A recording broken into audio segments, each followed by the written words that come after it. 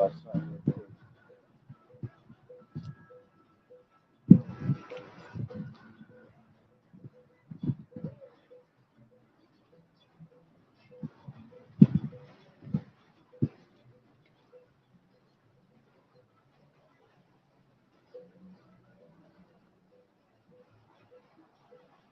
right. Shalom, shalom. I'd like to start off by saying, Barakatah Yahawah, Barakatah Yahawashi, Kol Haloyim La Yahawah, Bahashem Yahawashi, Bahashem Rakakwadash. Double honors to the elders and apostles, great millstone who rule well. Blessings and salutations to the hopeful elect that scattered abroad, the Akim and the Akwas that's listening in. Yahweh Ratazah, Lord willing that the lesson is edifying. It's the brother Shawab. I'm going back at you with another lesson with the brother Kassad. And as always, we come out week in and week out to prophesy the downfall of America, which is also known as Babylon the Great, or the great whore of Babylon, according to the scriptures. All right, and we're here to prophesy the downfall of the so-called white man, which is the devil that the Bible speaks of. All right, and salvation is preached unto so-called Negroes, Latinos, and Native American Indians, which are the true Hebrew Israelites that the Bible speaks of. All right, and it's now high time to awake out of sleep, for our salvation is nearer than we believe. All right, closer than we ever believed. All right, and matter of fact, grab Luke 14. You know, because I was thinking about, you know, I wanted to call it a different title, but you know, we're gonna go through spirit anyway. But at the end of the day, you know, you gotta ask yourself: is you ready is you ready to sit at the dinner table? All right, is you ready for the supper, the great supper that's being made? All right, for those that truly believe in Yahweh Ba'Shem Yahawashi. All right, as a matter of fact, hold that, and I'm gonna grab Revelations 19 and 9. All right, this is Revelations. Revelations 19 and 5. And it says, and the voice came out of the throne saying, praise our power, all ye his servants, and ye that fear him, both small and great. You see, so that's the whole duty of man. All right, to fear Yahweh Ba'Shem Yahawashi, to keep his law, statutes, and commandments. Okay, we're supposed to be glorifying and exalting Yahweh Ba'Shem Yahawashi all over the world. The same way these knuckleheads out here and these bug outs out here worshiping these different gods and calling upon Jesus with all their heart. All right, with all their mind and soul. It's the same way we're supposed to be serving the true power, the only power, because there is no power beside him, which is Yahweh Ba'Shem Yahawashi. You see, so it says, and I heard as it were a voice of a great multitude, as the voice of many waters, as the voice of mighty thunderings, saying, Hallelujah, for the Lord Yahweh omnipotent reigneth. Let us be glad and rejoice and give honor to him. All right, grab that Psalms 2, kiss the son unless he be angry. All right, and you have to constantly honor, all right, Yahweh Ba'Shem Yahawashi, both equally.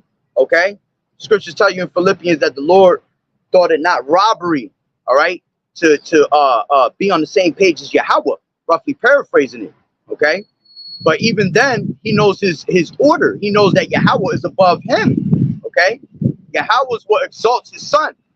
All right, and so do we when we come out of these highways and hedges by bringing out the word of Yahweh Ba'Shem Yahawashi. Go ahead. All right, this is Psalms 2 and 10. Be wise now, therefore, O ye kings. Be instructed, ye judges of the earth. Serve the Lord with fear and rejoice with trembling. Yeah, so the Lord is telling you, be wise. It's wise for you to serve the Lord. All right, if you're not serving the Lord, you're pretty much running around as what? As a retard out here, man. All right, it's a wise thing to turn back to the Lord. Go ahead. Serve the Lord with fear and trembling. Excuse me. Serve the Lord with fear and rejoice with trembling. Kiss the Son, lest he be angry, ye perish from the way. Yeah, you see? Kiss the Son, lest he be angry and you perish out the way. So that's showing you that Yahawashi has to be worshipped, man. Okay, to the T. Because he the one that's coming back to bring judgment. All right? So if you don't want to be on the side where the Lord said, bring him hither and slay them before me. You don't want to be on that type of mode with the Lord. You're going to have to kiss the Son, man. All right? That means to attend to the Lord without distraction, to give your whole full divided attention to the Lord, man. All right? Go ahead. Kiss the Son, lest he be angry and ye perish from the way. When his wrath is kindled but a little, blessed are all they that put their trust in him. Yeah, you see? So when the time comes that the Lord brings his anger, we're not going to be scared, man. The Lord said he didn't give us the spirit of fear, man. He gave us a sound mind, right? So when the Lord comes, yeah, we're going to fear because we hope that the Lord has mercy, but we're really not fearing anything because the Lord is on our side. You see, if you truly believe, man, all right, all the way to the end and have that 100% faith, the Lord going to be there to fight for you, man. All right, as it tells you in Exodus 14:14, all right, the Lord shall fight for you and you shall hold your peace. Okay, well, go ahead. That was it. That was it. So to read it one more time. All right. Like it, brother. So that like the last sentence. After the kiss, as a matter of fact, stuff from the kiss of the Son, let's be angry. All right, this is Psalms 2:12. Kiss the Son, lest he be angry, and ye perish from the way.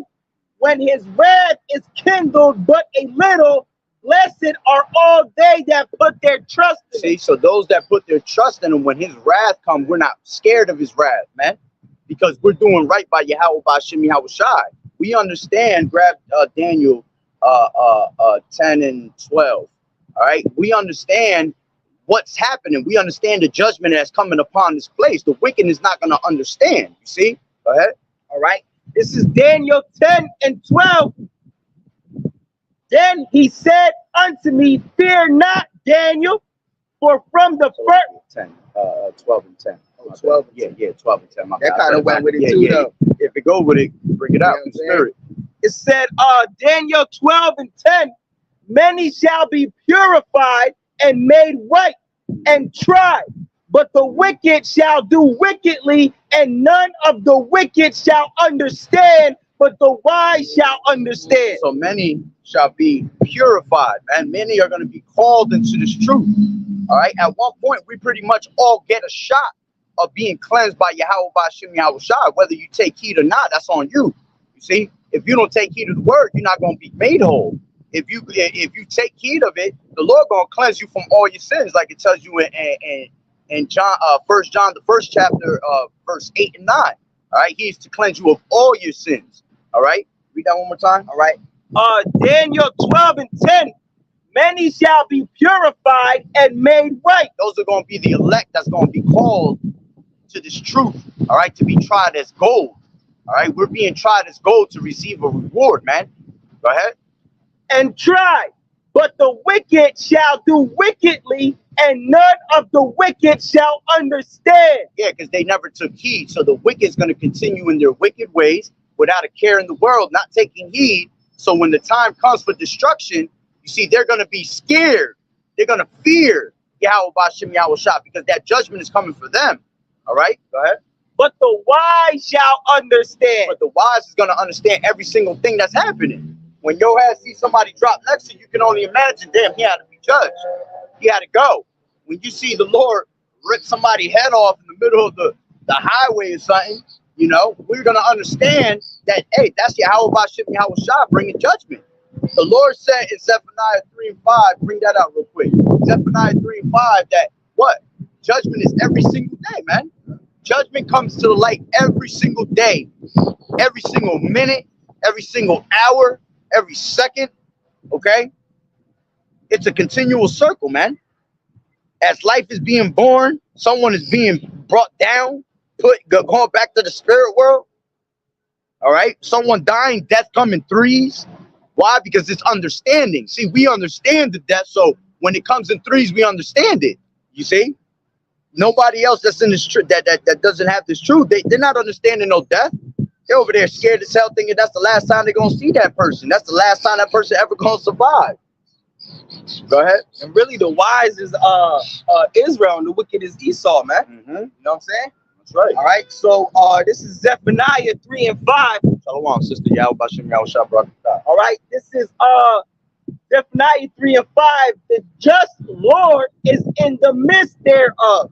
He will not do iniquity. Every morning does he bring his judgment to light. So the Lord put somebody down and kill somebody, right? that sin? No, that ain't sin. The Lord is not going to bring iniquity, man. The Lord is a just power. Right. All right. He is a righteous power. In all his ways. In all his ways, like it tells you in Ecclesiastes, the 43rd chapter. All right. The great and marvelous, all right, is the Lord.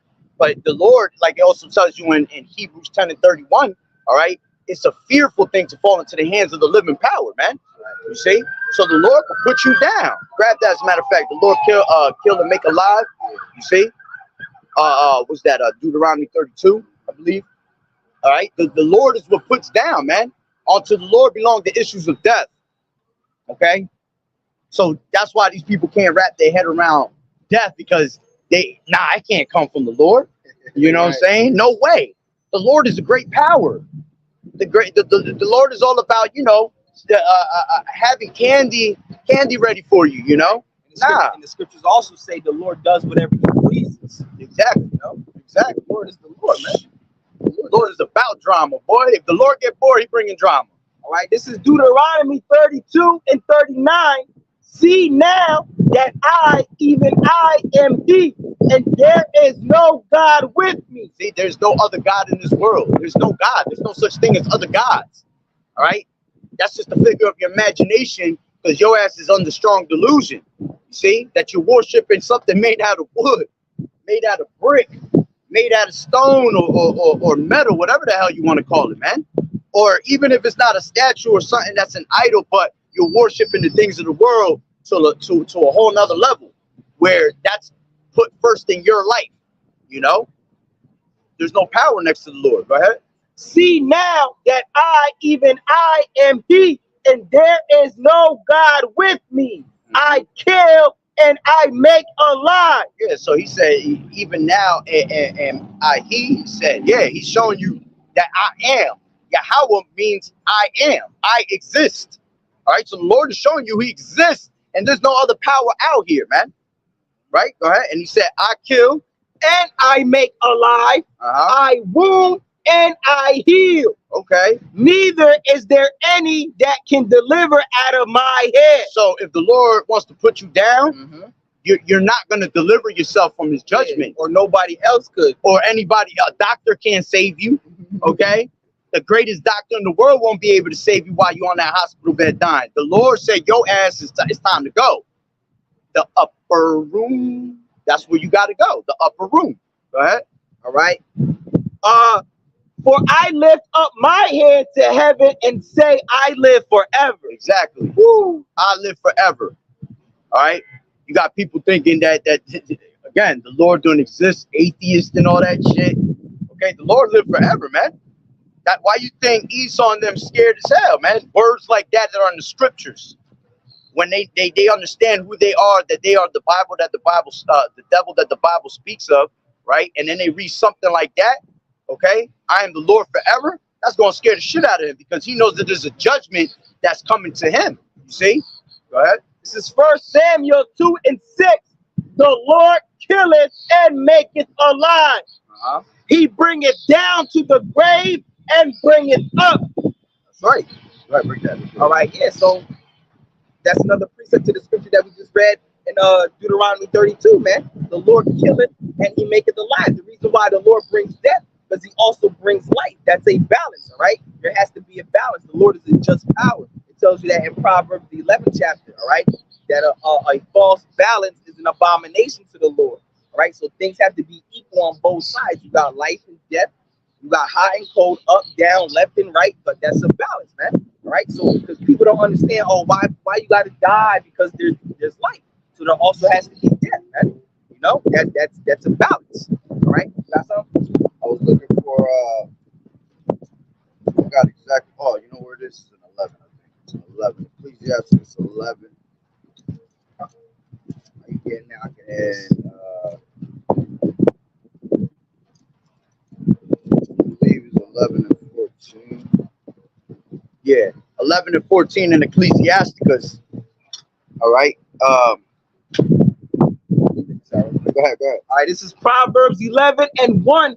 A false balance is an abomination to the Lord, but a just weight is his delight. You see, a false balance is an abomination to the Lord. All right. So things have to be balanced. You got life, death, left and right, up, down, hot and cold. That's a balance, all right? And if things ain't equal on both sides, it's an abomination to the Lord, all right? That the Lord finds that as wicked. It's not right. It's not just if things ain't equal on both sides, man. It cannot be.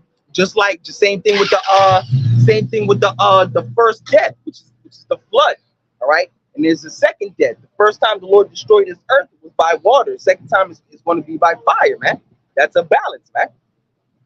That's right. This is Ecclesiasticus 11 and 14. And it says, prosperity and adversity, life and death, poverty and riches come of the Lord, YAHAWAH'S. See, life and death are of the Lord. Poverty and riches. Poverty and riches. So if you're rich, that's because the Lord made you rich. All right. And if you're poor, it's because the Lord made you poor. And if you're rich, it's because really the Most High probably don't want you. He probably don't want you to follow him. Because most people that are rich, they don't follow the Most High. They're caught up in the lust and the happiness of this world. Right? They don't know the Lord's name. They do whatever the hell they want because they rich. I'm vacationing every day. The Lord ain't in your mind when you vacationing every day. The Lord ain't in your thoughts, bro. No. You have to be rich in faith, not rich in bank accounts. That's right. You know what I'm saying? That's not what's going to save you. The scriptures tell you that riches profit not in the day of wrath. Yeah. So when the Lord comes with his anger and his fury, all right, you ain't about to slide a card up to the Lord and scan it. You know what I'm saying? You're not about to put the chip in the machine and be like, all right, I got a little bit of credit, spare me. Nah. All right. You have to be rich in faith. The Lord not listening to anybody that's trying to be a rich person in life, man. Even good health is better than riches, man. That's right. It tells you in the scriptures, bro. That's right. And to have and above all that stuff is wisdom. Yeah. Wisdom says that wisdom is not to be compared to rubies, man. Ooh. All right, it's not to be compared to gold or any of that. All right, so none of that shit matters at the end of the day. All right, so it says wisdom, knowledge, and understanding of the law are of the Lord, YAHAWAH'S. Love and the way of good works are from him. Error and darkness had their beginning together with sinners, and evil shall wax old with them that glory therein. The gift of the Lord remaineth with the godly, but his favor bringeth prosperity forever. You see, and when there's a scripture where it tells you, just like the birds resort to their kindness, all right, those that have this, that are meant to have this truth, all right, that are the elect, they're gonna go resort back to the truth.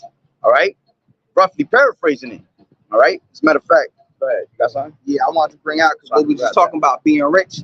All right, that really drives you away from the Most High, man. All right, so this is because you out here chasing money instead of chasing the kingdom, man. We got a way better world that's getting ready to come, man. All right, we're about to rule this planet Earth. Lord willing, I'm part of the elect. We're about to rule this entire Earth. Who gives a damn about any type of riches that's on this side, on this age, during Esau's age?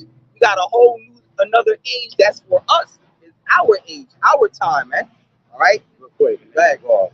Ecclesiasticus 27 and 9. The birds will resort unto their like, so will truth return unto them that practice in her. So it's gonna always come back to those that were meant to have it, man. Say that again.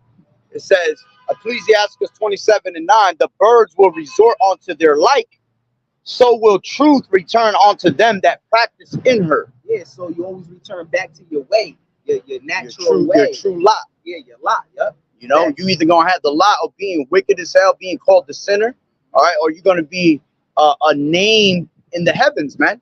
As the scriptures tell you, man, that it's good to have a good name. All right, go ahead, grab that. All right, so this is the book of Sirach 31 and 1. It says, watching for riches consumes the flesh. That's right, man. Because all you people, I'm tasting this bag all day, every day, man. It tires you out. If there's going to be something that tires you out, let it be this truth. You know? Let it be this truth, because this truth is work, man. You know? When you put in the work, you know, at least you get tired for a good reason. You know? The Lord said he will not forget your works and your labor of love. You know? So if you're going to work something real hard, it's for what? The kingdom of heaven. You know? Real quick. Yeah. Proverbs 22 and 1. A good name is rather to be chosen than great riches, and loving favor rather than silver and gold. The rich and poor meet together. The Lord is the maker of them all. Yeah, the rich, because you all die at the end of the day. The rich and the poor meet together. You're all going into the grave. You know what I'm saying? They meet together. Both going 6 feet deep. Read that one time. A good name is rather to be chosen than great riches. Yeah, a good name. All right, it's A better. good name in the heavens. Yeah, you know. Yep, a good name in the heaven is better than above all riches, bro. Facts. Doing the will of the Lord is what gives you that good name. Yep. You know, by you storing your riches in that spiritual bank account, Yeah. that's what's giving you that name to be exalted later. On earth too, because then nobody can say nothing bad about you.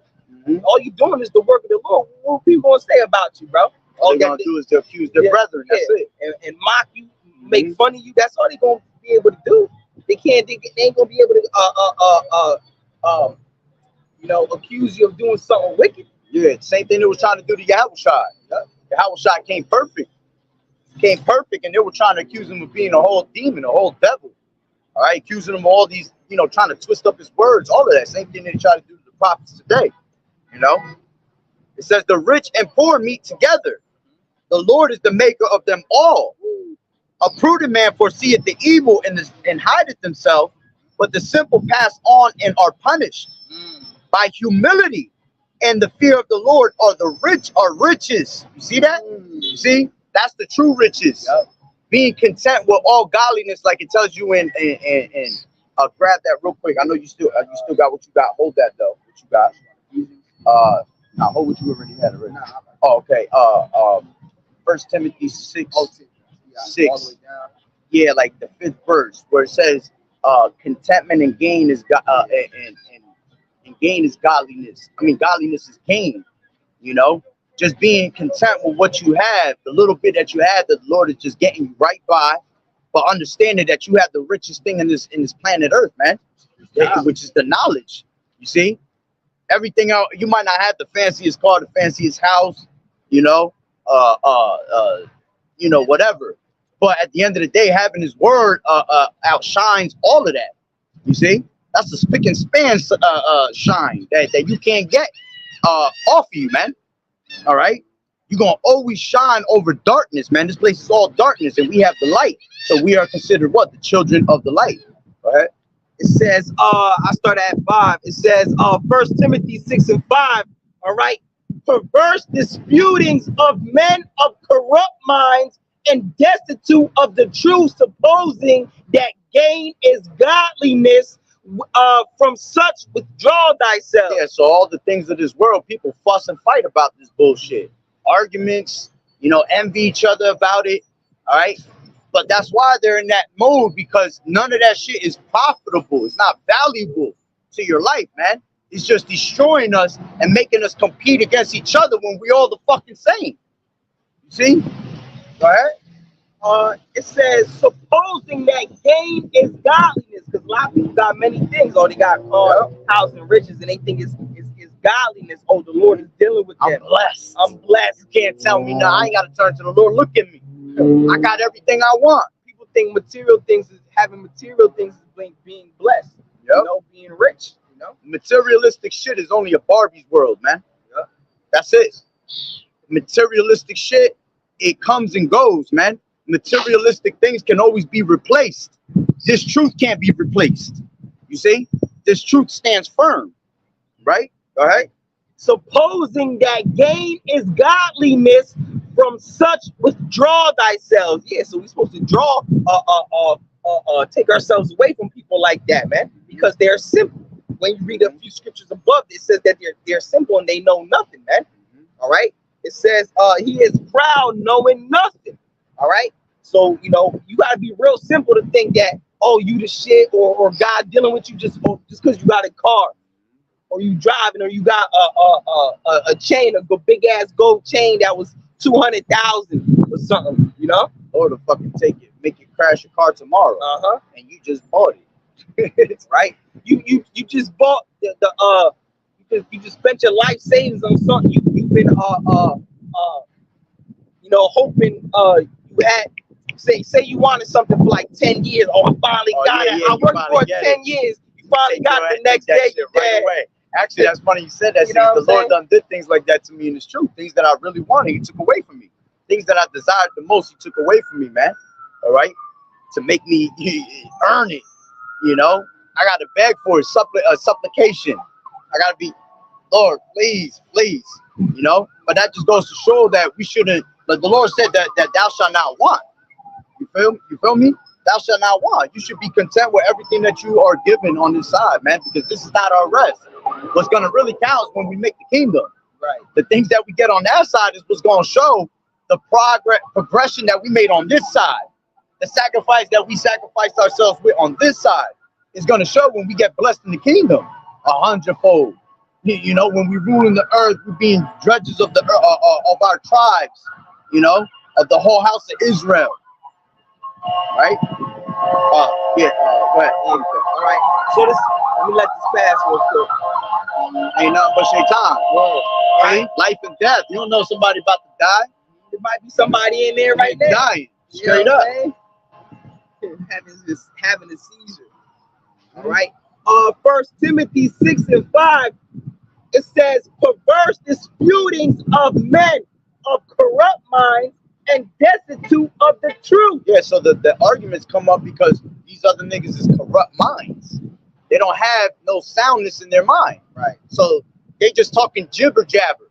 That's why people talk shit and they end up arguing, because both ends are talking shit that's useless. You see? Go ahead. All right. And destitute of truth.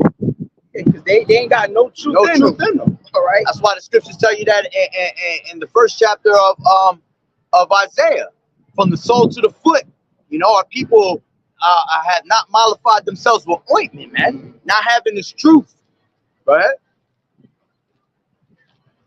It says, supposing that gain is godliness, from such withdraw thyself. But godliness with contentment is great gain. Mm-hmm. Godliness with contentment is great gain. So being content with what you have and digging in these scriptures at all times. You see, that is the greatest gain you have on this side, man. That's the only gain you have on this side. Because there's nothing to gain here, man. But if to gain something is to get death, basically, man. Because to gain something on this side is all full of pleasure. The Lord not dealing with people that want that pleasure, man. The Lord wants to see those that are suffering, all right? Suffering with the children of Israel.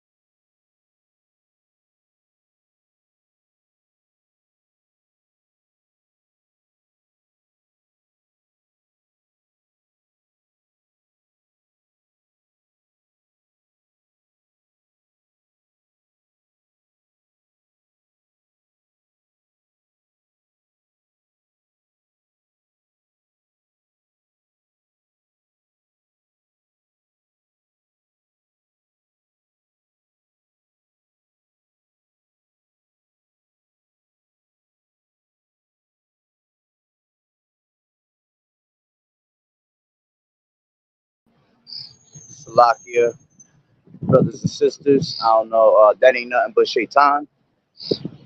Shaitan doing what he do, and Esau working together. You know what I'm saying?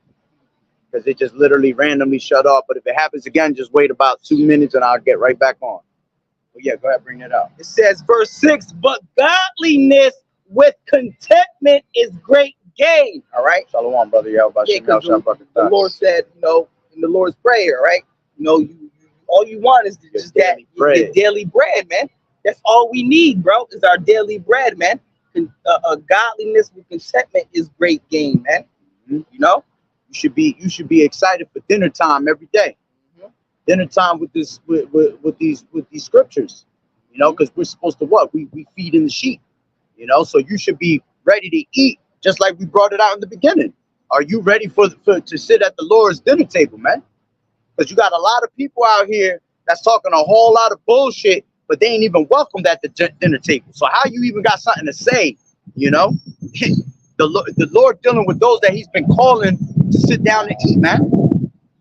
I still got friends, you know, man. I still got friends in this world, man. All right, my best friends are still in this world, still trying to be rappers, still trying to save up money to buy houses and cribs and motorcycles and boats and Vacations. you know, and like, bro, they saving up all their money to impress a bitch that's just gonna do them dirty. Yeah, bro, word is born, bro. They think that they're trying to be what this society calls a high value man. Exactly. You know, trying to become rich and successful and all that shit is gonna be for nothing. It's gonna be for naught. The true high value man is gonna be a man of the Lord in that day, man. Right? When all this destruction and hell breaks loose, all right, we're gonna be the protection, man. We're gonna be that fortress, man, because it's gonna be the Lord dealing with us, and they're gonna see it, man. Oh, ain't nothing happening to these brothers. Why everybody in turmoil and these brothers seem to be okay? Everybody gonna cling to us, especially the women. All right, that's why in the scriptures it says, 7 women shall cling on to one man. Some roughly paraphrasing, something like that. That a man, 7 women shall cleave to one man in that day. And then it says a man is going to be a hiding place from the wind. Right. You know what I'm saying? Because wind represents destruction. All right, and just like you try to hide behind a wall to get away from the wind, so it's not that cold or breezy. You know. See, our Jake wants to be the white man so bad. For you to want to be everything on this side is you just taking on the image of the so-called white man. All right, they want to have the riches like him. They want to be filthy like him. Here it is that we're royalty, and they don't want to save their paychecks up for royalty. You see, they don't want to save it to put it in their spiritual bank account. They want to save up their money to spend it on Esau shit.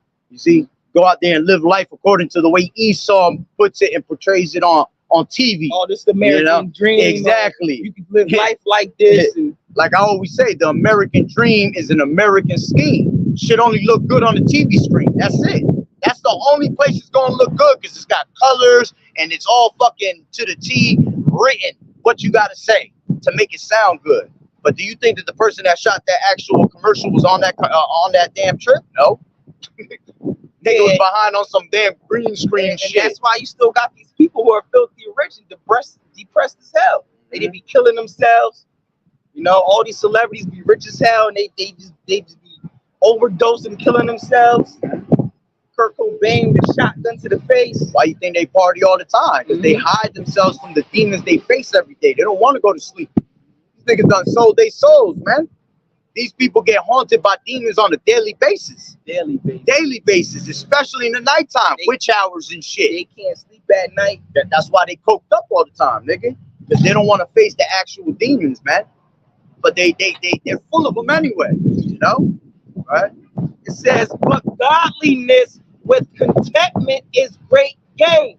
For we brought nothing into this world, and it is certain we carry nothing out. All right. So all that chasing you do your whole life is not gonna come with you when you dead and gone, bro. Right. All that hard work for nothing, bro. You know? The only thing that could carry on from here to the kingdom is the dinner plate that the Lord got for you. No matter how hard you work on this side, you still a damn slave. You have millions of dollars, you're still a damn slave, because guess what you gotta do? You still gotta pay your taxes. You still gotta pay your taxes, you still gotta pay rent. I mean, whatever you gotta pay. All right, you gotta get the white man a cut. You still not living by your own laws or regulations. All right, you still gotta live by Esau's laws and regulations, man. All right. You have all this money, but you still got to bow down to the Esau's laws and all that stuff. You still need a driver's license. You still need a passport to leave. You still got a birth certificate. You still got a social security number, which means you're just another number in the system. You're basically you still being tracked. Still being tracked. Everything you're doing is being tracked by, how do you call that? Not a slave. You're still going to have to take the chocolate chip. Like the scriptures say, he causes all, both small or great, rich and poor, Don't matter who you are, no matter how rich you are, you ain't gonna have enough power to be like, nah, nigga, like, I'm good. yeah, I got all this money in the world. I ain't got to take that. you know what I'm The saying? Lord's going to force everybody. That's the Lord's call. That hour of temptation. That's not Esau's call. That's not our call. That's the Lord's call when that time comes. Because the Lord controls everything. Exactly. It's his story, bro. So, like he's saying, make a good point. He gonna take Esau and line himself up for that chips. You see, because he has no control of it. A lot of people are willingly going to. Some people going to be forced. Some people going to be just willing. Yeah, did that. Yeah. As a matter of fact, now that you say that, it says that in I'll take it right here. When you go into the word charagma, it goes into that. Yeah. And when you go into the word mark, it basically goes into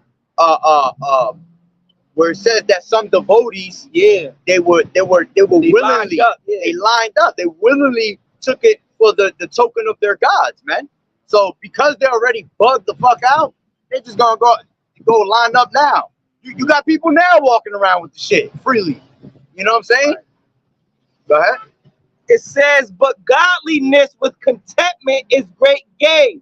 For we brought nothing into this world, and it is certain we carry nothing out. And having food and raiment, let us be there with content. Yeah, because that's all you really need. It's clothes and food. And really what that is that spiritually the truth. Because you get clothed with this truth. Right. You know what I'm saying? What did it say? Raiment and what? Food and raiment. Food and raiment. This is food. This is your food that we feed you on a daily basis. And everything else follows, bro. The Lord gonna give you your daily bread, man. All right, if you're doing this, bro. You know? All right. It says, but they that will be rich fall into temptation and a snare. You see, going back to what I was talking about before. All right, you rich people, y'all fall into a temptation and a snare, man. All right, because you rich. Now you just want to party and do whatever the hell you want to do. The last thing that's on your mind is the Most High. The last thing you think about is following the Most High. YAHAWAH'S. You know, when's the last time you niggas prayed? You niggas don't even think about fearing the Most High. You know? That's right. It says, and having food and raiment, let us be there with content. Yeah, because the Lord will always give you, whether you, the true prophets and the true servants of the Lord are poor, but you're always going to find a way to eat and be good.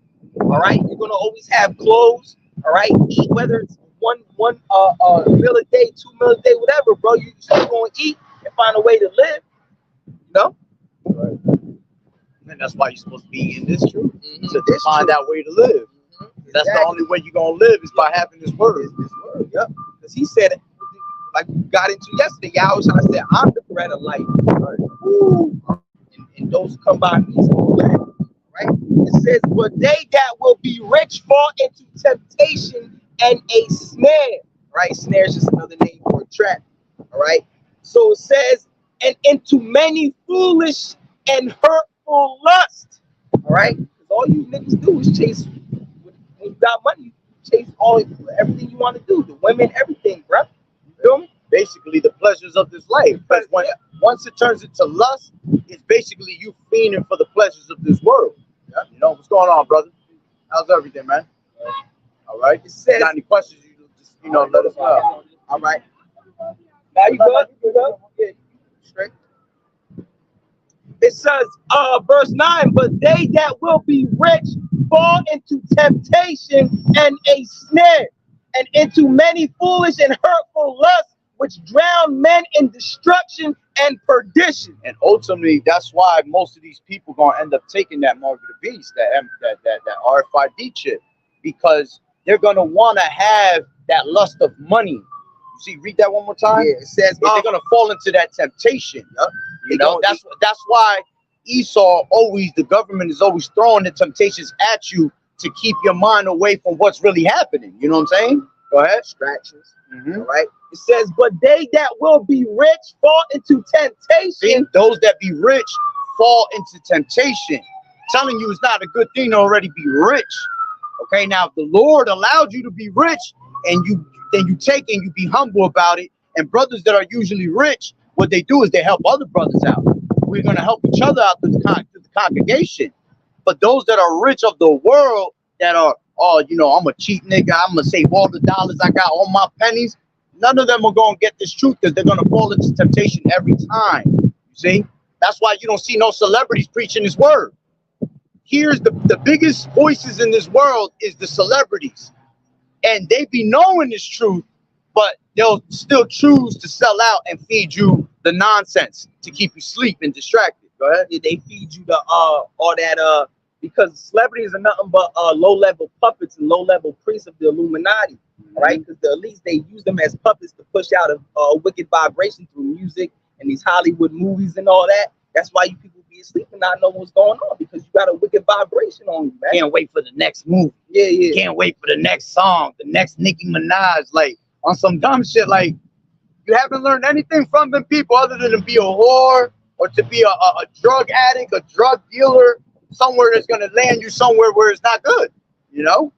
All right, it says, and into many foolish and hurtful lusts, which drown men in destruction. Yeah, see, the lust of our hearts drown us, because the moment you start pleasure, when you get pleasure, it's like a crackhead when you get that high in the beginning. He get that first high and woo, he wants it again. So pleasures, when you do it for the first time, you break malice to it. Now you want more. You want to see how far you can take that lust. You know what I'm saying? And the Lord tells you what? To refrain from your appetites, man. That's part of the suffering that we got to go to. Yeah, damn, I want to bang the shit out of this chick right now. But is it the right move? You see? If I make this move, can it hurt me? You know, could it destroy me? Or is it going to be beneficial? And most of the time, it's going to be something that's going to destroy you. Because us having this truth, Satan is always trying to break you down and make you break character, man. Every day, every unfortunate situation is going to be a test of your faith, always, man.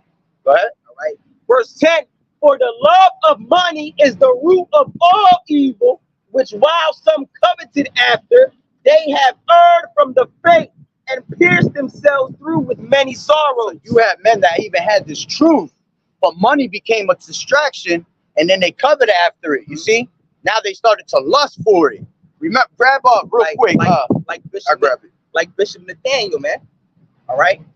He sold out for the money, bro. All right. That's why he don't preach the true name of YAHAWAH'S anymore, man. All right. You got many people that took the bag. All right. Judas took the bag, man. Yep, all right. That's what these are, a bunch of Judas ass niggas. Yep. Check this. This is 1 and 12 in James, right? Blessed is the man that endured temptation, for when he is tried, he shall receive the crown of life, which the Lord has promised to them that love him. Let no man say when he is tempted, I am tempted of Yahweh, for Yahweh cannot be tempted with evil, neither tempted he any man. But every man is tempted when he is drawn away of his own lust and enticed. Read that first part again. Which part? The blessed part? 12. Yeah. Blessed is the man that endured temptation. For when he is tried, he shall receive the crown of life. Yeah, that goes back to Revelation, the 2nd chapter, the 10th verse. All right, because taking the when the chip comes, that's known as what? The hour of temptation. Right? The Lord says, be faithful unto death, and I shall give thee a crown of life. That's part of that temptation. So because thou hast kept the word of my patience, I will also keep thee from the hour of temptation. So that's why any type of temptation. All right, yeah, we know the RFID is the main temptation that's going to be brought upon the world. All right, but there's many different types of temptations, and if you want the Lord to keep you away from them, you got to stay on that certain mode. All right, you got to stay spiritually in tune with the Lord. So it's telling you that the Lord can't tempt you to do something bad. Somebody will try to blame it on the Lord. Oh, the Lord made me. Nah, see, the Lord, what he does is he'll send Satan after you mentally, give you the thought of a wicked dealing in your mindset, but because you don't pray and fast on that thought and ask for the Lord to rebuke it, you become enticed by that thought. You see, now you look at it like, damn, that shit do look good. You know, it looks appealing to me, you see? And that's the start of it. Once you become appealed to it, all right, you didn't rebuke it, it's a wrap. Eventually, you'll end up doing something stupid, you know? But go ahead. That was pretty, you want me to go? Yeah, no, that was the point on that. All right, so let me grab back to Revelations 19, and we can, keep expounding off of that, right? So this is Revelations 19, and I wanted it from 7. Let us be glad and rejoice and give honor to him, which is Yahawashi our Lord, with the world ignorantly called Jesus. For the marriage of the Lamb is come, and his wife has made herself ready. The wife is talking about the Israelites, all right, the nation of Israel. Everybody on that chart. You see yourself on that chart, brother? All right, all right. I really don't, but I know he's the original one. That's right. That's right. These Jews out here, those are the tribe of Esau. That's the so-called white man, the devil that the Bible speaks of. There's an actual physical foreign man that is coming in the working of Satan that is wicked as hell, and that's the so-called white man. He rules the world. The Illuminati rules the world. The earth is given into the hand of the wicked. So you got people that you see, like, music, movies, the satanic vibration they're always trying to get you to do. That's out there for a reason, man, because they really are. That shit really exists. Just like the brother said, there's a perfect balance with, if there's good, there has to be evil. You know what I'm saying? So all this wickedness around us, there has to be somebody that's going to have some type of truth, bringing righteousness to this place. And it all comes from the Spirit of the Lord. He opens our minds and wakes us up. None of us thought we were going to be here. You know what I'm saying? We're here through the Spirit. What's your nationality, brother? You'll be a so-called black man? Yeah. I'm saying like a so-called African American. All right. So then you'll be the tribe of Judah. All right. Your true nationality, you're a Judite. You're an Israelite, the tribe of Judah. That's where the word Jew comes from. The name Judah. So when you come to the tribe of Judah, that means you're a Jew. All right. So you're the real Jew. The American Negro is the real Jew. The people that came over here on slave ships. All right.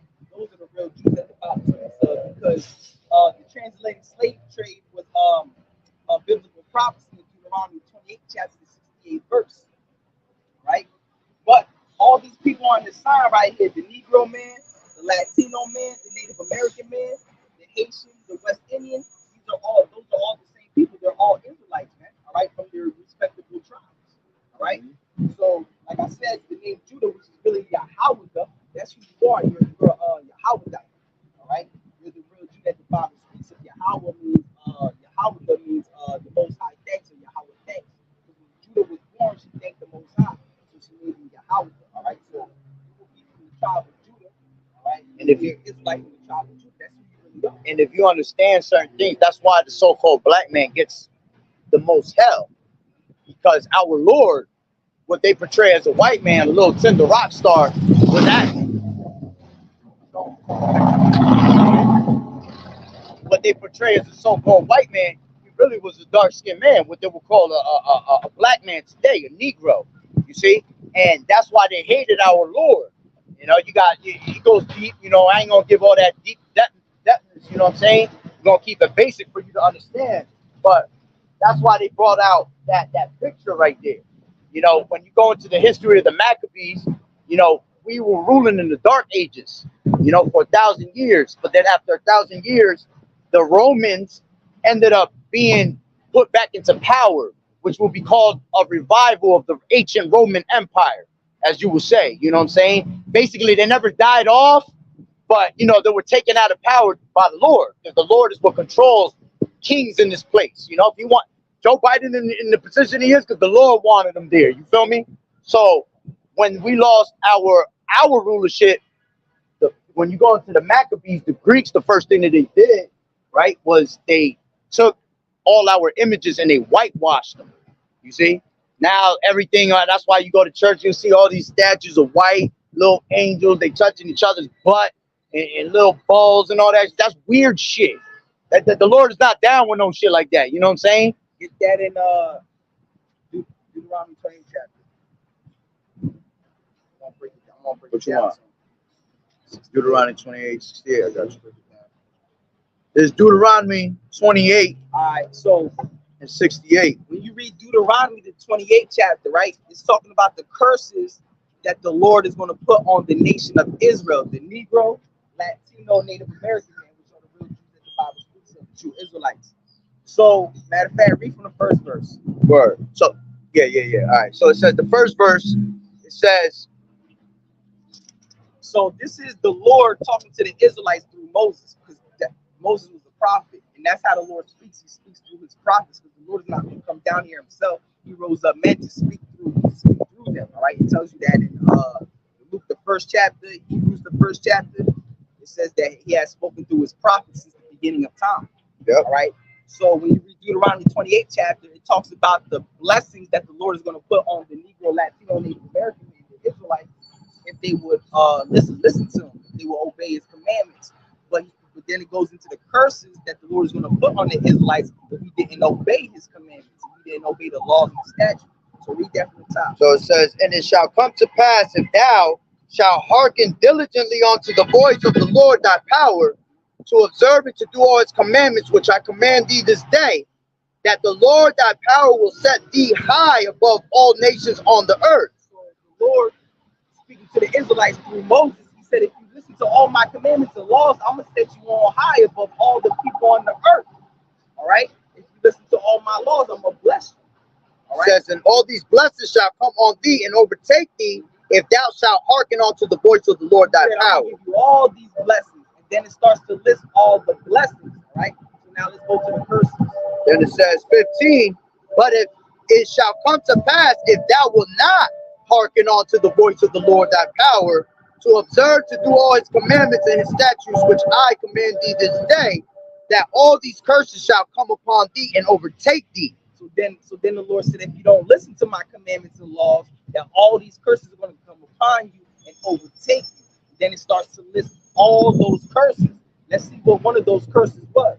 This is the last one, 68. All right, because us coming over here on slave ships to America, that was the punishment from the Most High. That was one of the curses that's written in the curses in this chapter. All right, because we're God's chosen people, and we didn't abide by Him, so He put us in sleep. Yep. All right, I'm gonna grab it from 60. Because what us Negroes and Latino Native American men go through here in this country is a punishment from the Most High. All right, because our people don't realize, our people don't know.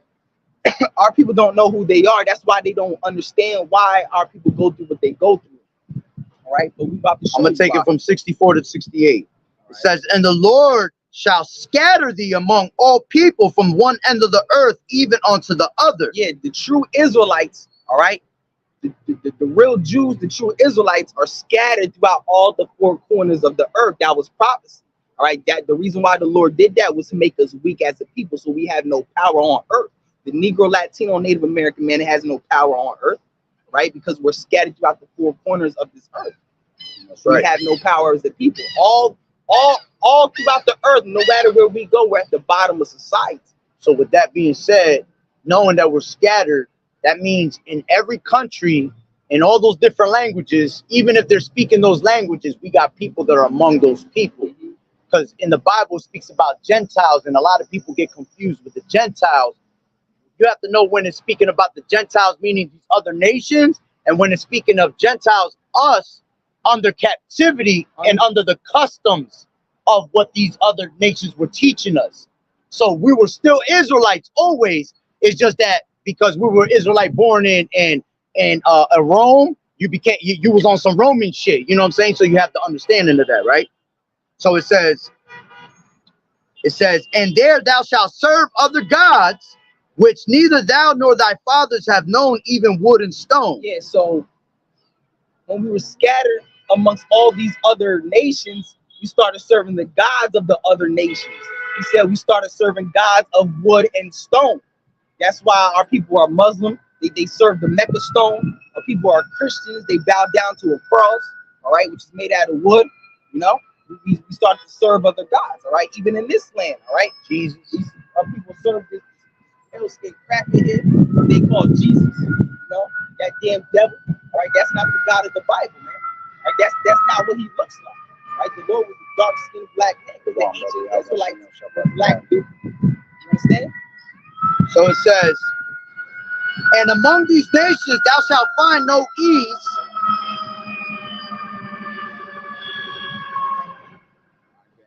And among these nations thou shalt find no ease. Yeah, we don't have no ease here in America.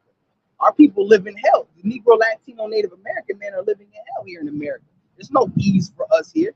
All right, there's no rest for us here. We're thrown in the ghetto all day to fight amongst each other, kill each other. You don't see the fucking white man doing that shit, bro. Them niggas is living all holding hands, singing kumbaya in their neighborhood, but we killing each other. And then you got them niggas getting us killed. You know what I'm saying?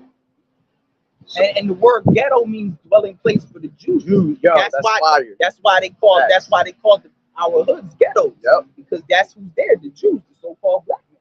That's right. That's right. It says, the sole of thy foot have neither shall the sole of thy foot have rest. So remember, brother, these are the curses that are on our people, that we would have no rest, that we would be scattered. All right. But the Lord shall give thee a trembling heart and failing of eyes and sorrow of mind. We have a sorrowful mind here, bro. We're always in a desperate mental depression. Depression. All right, our people are depressed here, man.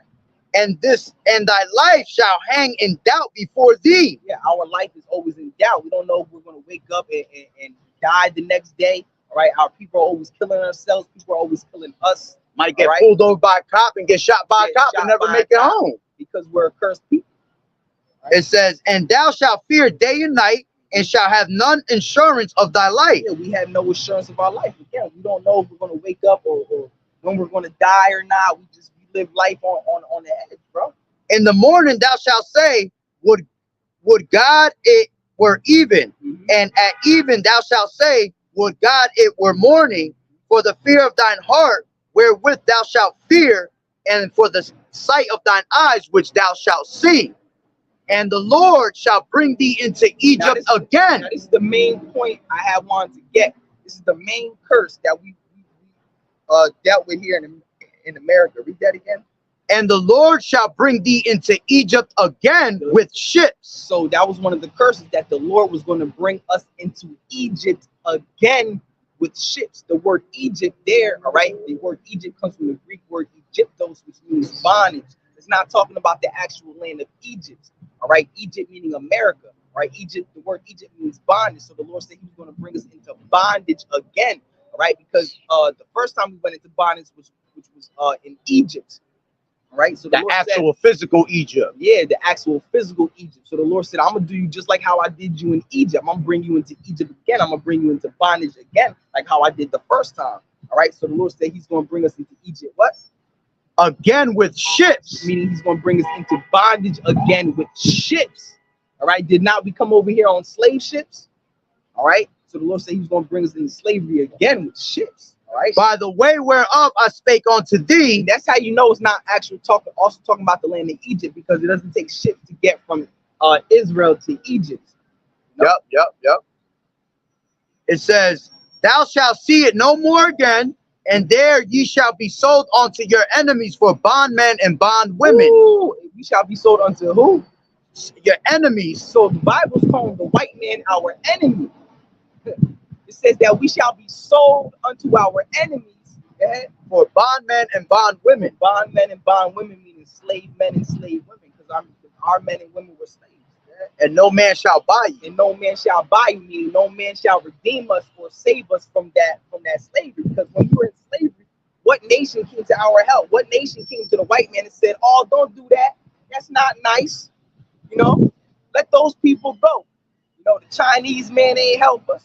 All right, the Japanese men ain't help us. You got our people that think they Africans, and the Africans is what sold the white man, us to the white man. And then eventually we got here, you see? Because we not Africans, brother. All right, Africans are different people. All right, we not those people over there in Africa. Now, our people are over in Africa, yeah. All right, because not all black people are the same people. You understand? All right, the Israelites, all right, come from, because everyone on earth comes from one of Noah's three sons. Ham, Shem, and Japheth, right? So you either a Hamite, a Shemite, or a Japhite, all right?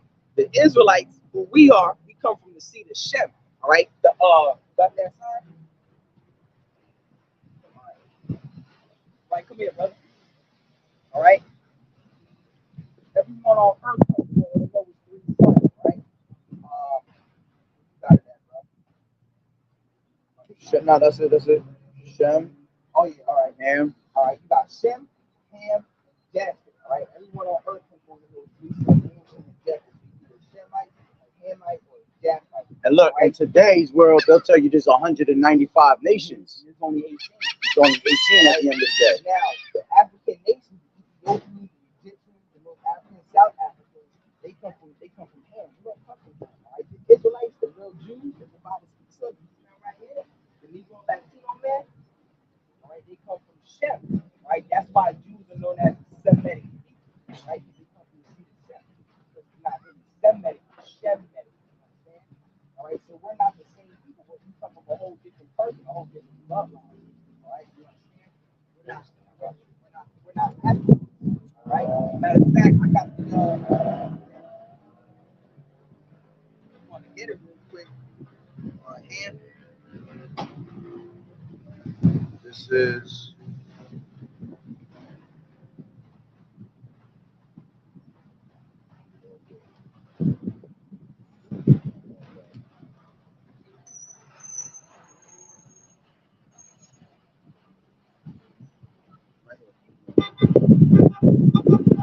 Now,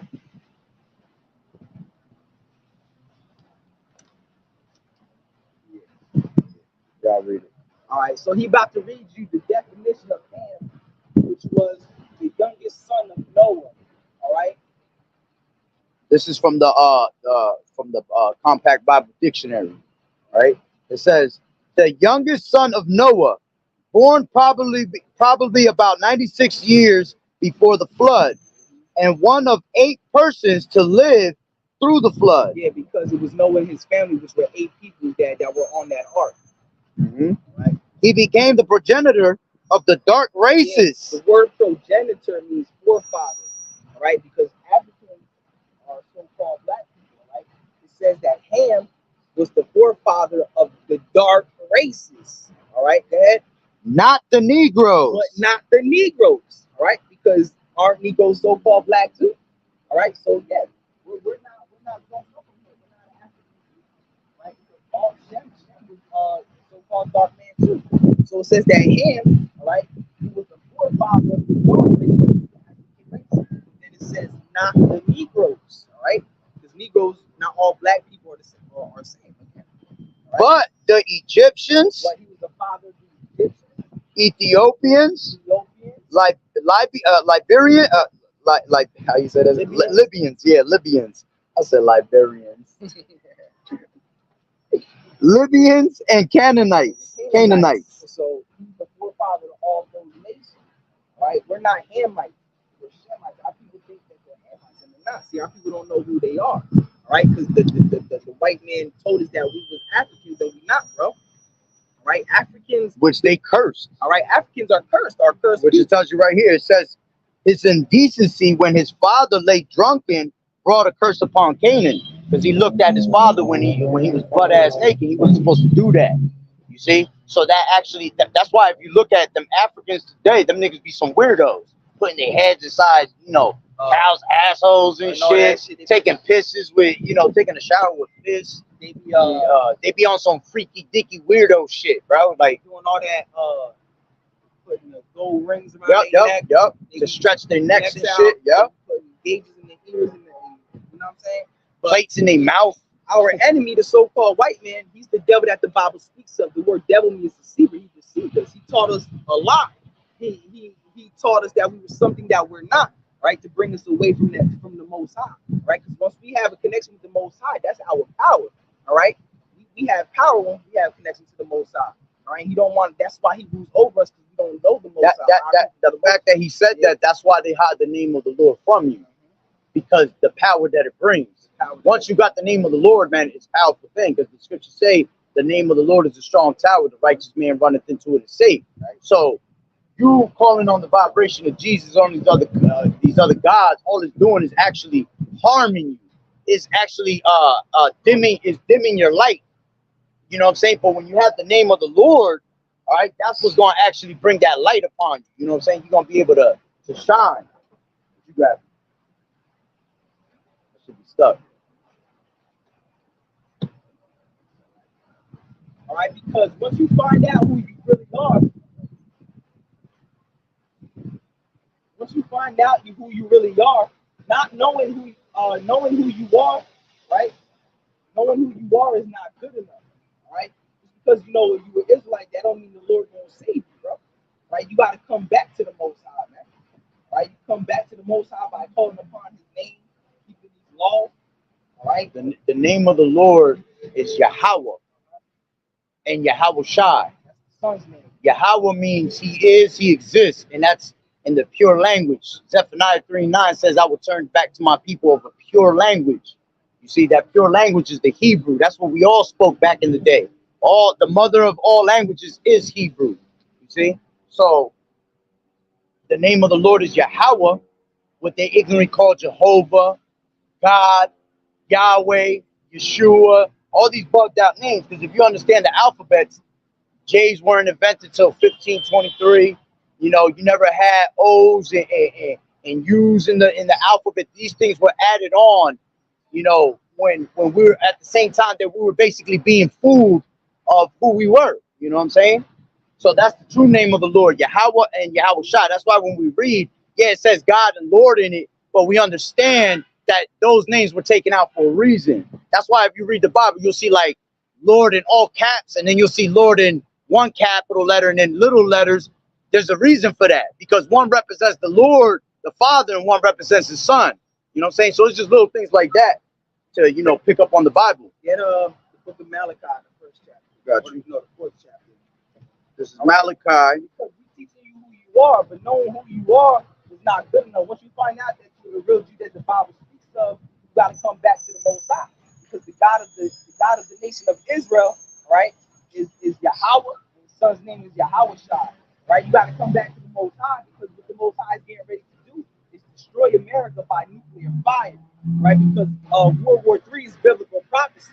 Right, and America is going to be destroyed by Russia, according to Ezekiel 38 chapter. All right, and you don't want to get caught in that nuclear fire, because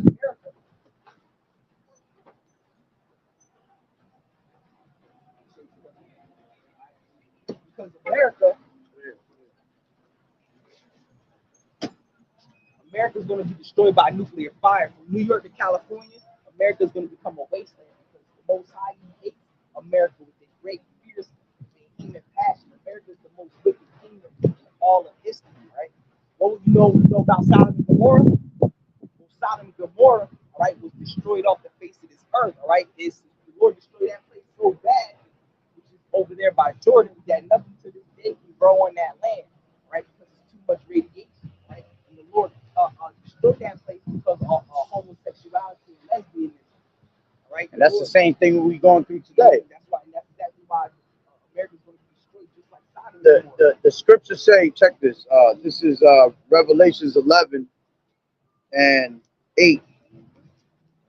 Because in Revelation, basically that whole book is speaking of America. Is referred to as the whore of Babylon, Babylon the Great. It's not going to say straight America. All right, that's a modern term that we use today. The word America means bitter. Bitter, yep. And back in the day, they had it Azareth. You know, it was called as Azareth.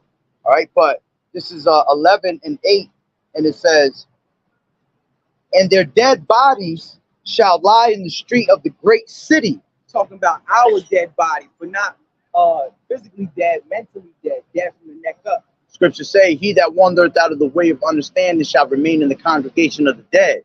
So when you don't have this truth, you're just as good as dead, because you have no knowledge of the Lord. So it says, "And their dead bodies shall lie in the street of the great city," which the great city. Go ahead. It's talking about America. That's right. Because America is known as what? The greatest country on earth. Come here and make anything yourself. It's the biggest book. Because if it was the greatest place on earth, the Lord won't want to destroy it. The Lord wouldn't hate it. Which spiritually is called Sodom and Egypt. This place is basically Sodom and Egypt. All right.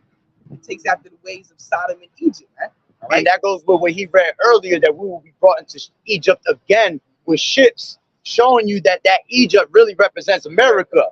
You see? So it says that so like what was that?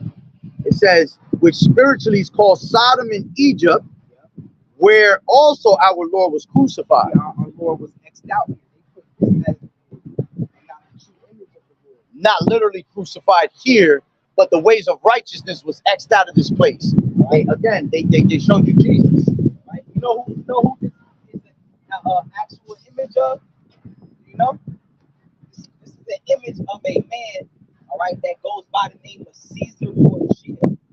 All right? When you type in Caesar Borgia, this whole image will come up. This image, right? That's who this is. Caesar Borgia, he was the second son of Pope Alexander VI. And his father, Pope Alexander VI, ordered Leonardo da Vinci to draw a painting of his son after the likeness. To draw a painting of the son after the likeness of his son. All right? How came that image? And this image was put up throughout the entire world as the image of our Lord. Like, the Lord was not a pale skin person, right? The ancient Israelites were so-called black people. To prove that, this is 1 and 13 in Revelations. Look, we got to bring it right In the midst of the 7 candlesticks, one like unto the Son of Man, clothed with a garment down to the foot, and girt about the paps with a golden girdle. Yeah, so he's explaining to what the Lord was wearing. The son of the Most High, the Messiah, YAHAWAH'S. Right? He said he had a garment all the way down to the foot, like how he had, and a girt about the paps, meaning a golden girdle. All right, golden belt. Golden belt. All right. His head and his hairs were white like wool. Yeah. So he described the Lord's hair. He said it was white like wool. What people on earth have woolly hair? So-called black people, right? It says, as white as snow, and his eyes were as a flame of fire. Yeah, because the Lord drank a lot of wine. His eyes were a flame of fire. Because when you drink, your eyes turn red, right? And his feet like unto fine brass. It says his feet, all right? Your feet is the same color as the rest of your body. It says his feet was like unto fine brass. What's the color of brass? Like it's a derivative of brown. It's like a brownish like color. a dirty, like a dirt copper. Now, not even copper, like the Greek word for brass is bronze. All right. What's the color of the bronze medal in the Olympics? That's what I was gonna say. It's like a dark brown. So it says his feet was like unto fine brass. Go ahead. As if they were burnt in a furnace. As if they were burnt in the furnace. So if you take something that's already dark and then burn it, all right, it's going to even be more darker. All right. So he was probably your color, or even darker. The Lord. All right. He probably was darker than you. And his voice as the sound of many waters. Yeah, it's the sound of many waters means spoke very powerful, right? Waves are powerful. It's like a powerful noise when you hear waves crash, right? He says that his voice, He spoke with authority. he didn't speak like They put his ass over here. God is love. God is caring. Everybody come here as you are, and I'm saving every race. Nah, the Lord only coming for the house of Israel. The Lord said, I am not sent but unto the lost sheep of the house of Israel. That's all he came for. So he coming for our people, Negroes, Latinos, and Native Americans. He's not coming for no crackers. He ain't coming for none of these groups. He came to save those that were lost. What was that? He came to save which they were lost. Oh, okay.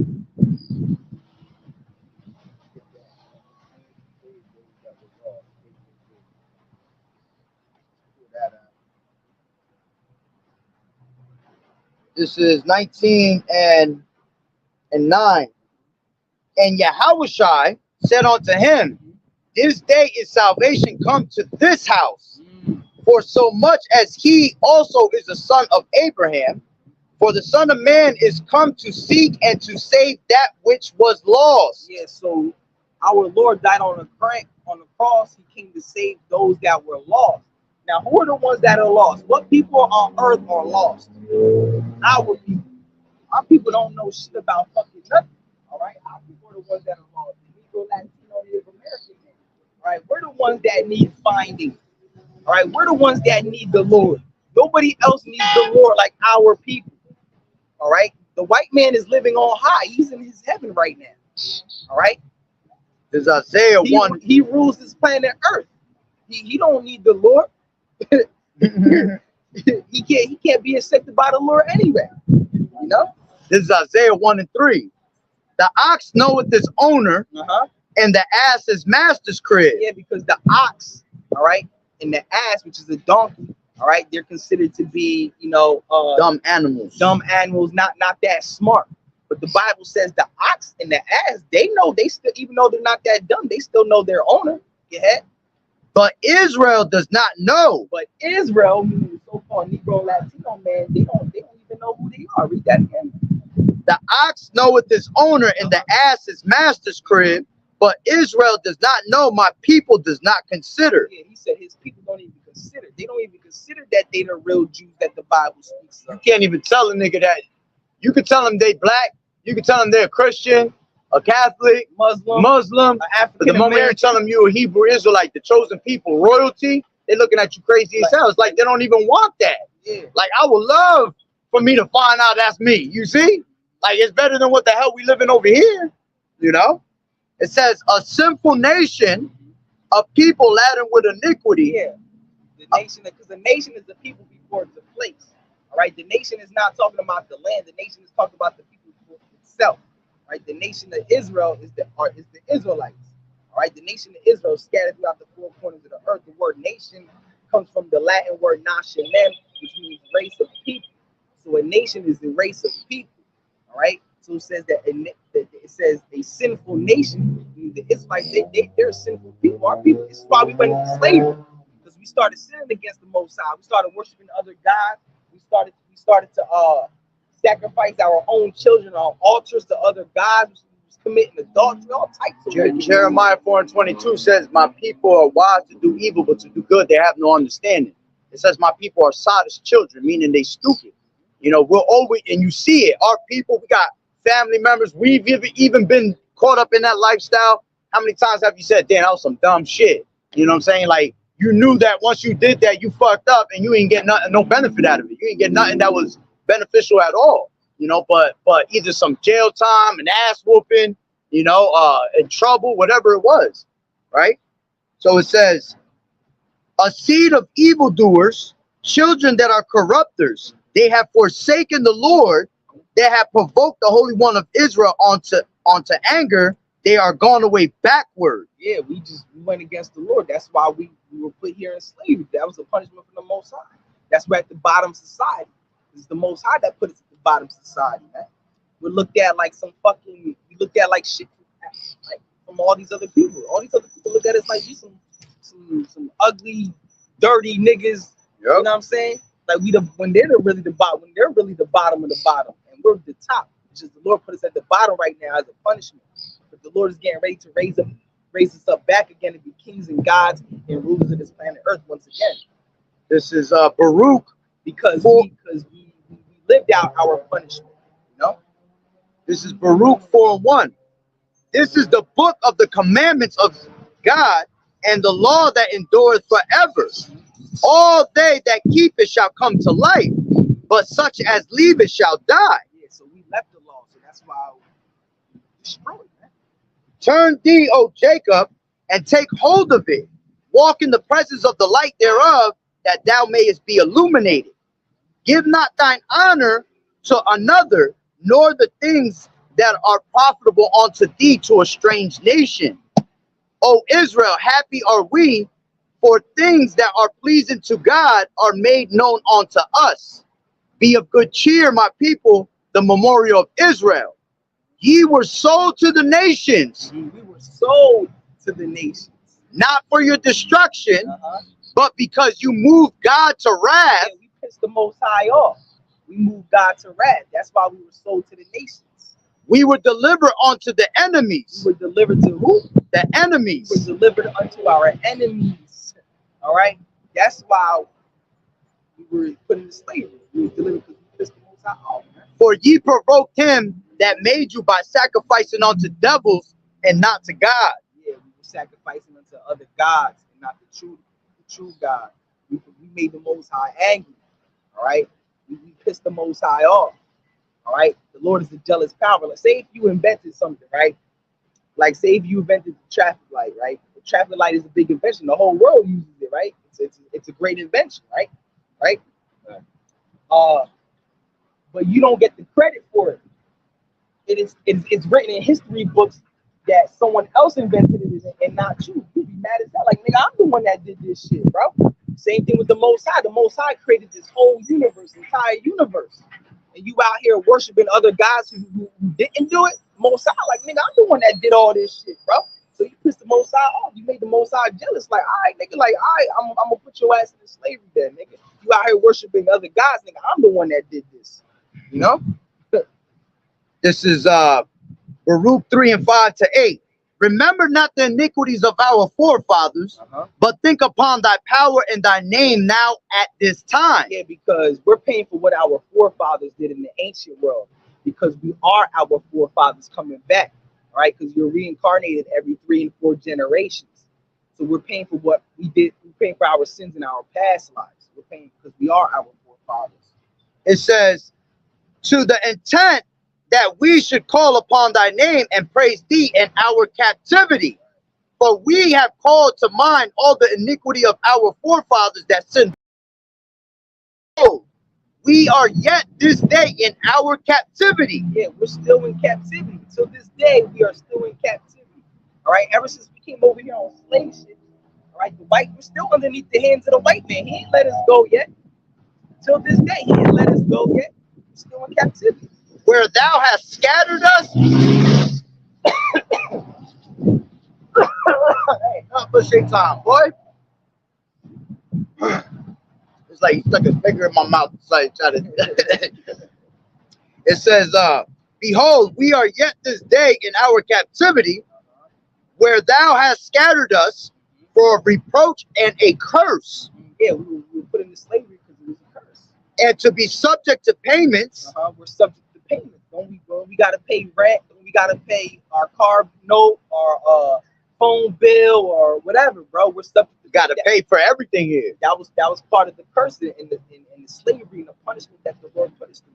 Imagine you paying for everything that you own, that's yours, because the Lord created this earth for our sakes, for His people, for His beautiful people. Here it is. This is everything here is ours. We paying for it though. Water, the Lord done gave us water for free. And we paying for it. You know what I'm saying? Subject to payments according to all the iniquities of our fathers, which departed from the Lord our power. That's why we always got to pay for everything, because of our sins. That's right. That's right. You want to bring something else out? Keep going. Keep going. All right. Got you. It said, what's the one that says, I think it's the 3rd chapter? Yeah, I'm on the 3rd. I'm in the 3rd chapter. It says, oh, what, they should remember their name? The captivity? I got you. This is Baruch 2 and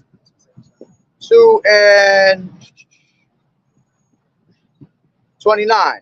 If ye will not hear my voice, surely this very great multitude shall be turned into a small number among the nations. Ooh. So the Lord said, if we don't listen to His voice, this very great multitude, which is the nation of Israel, is going to become a small number.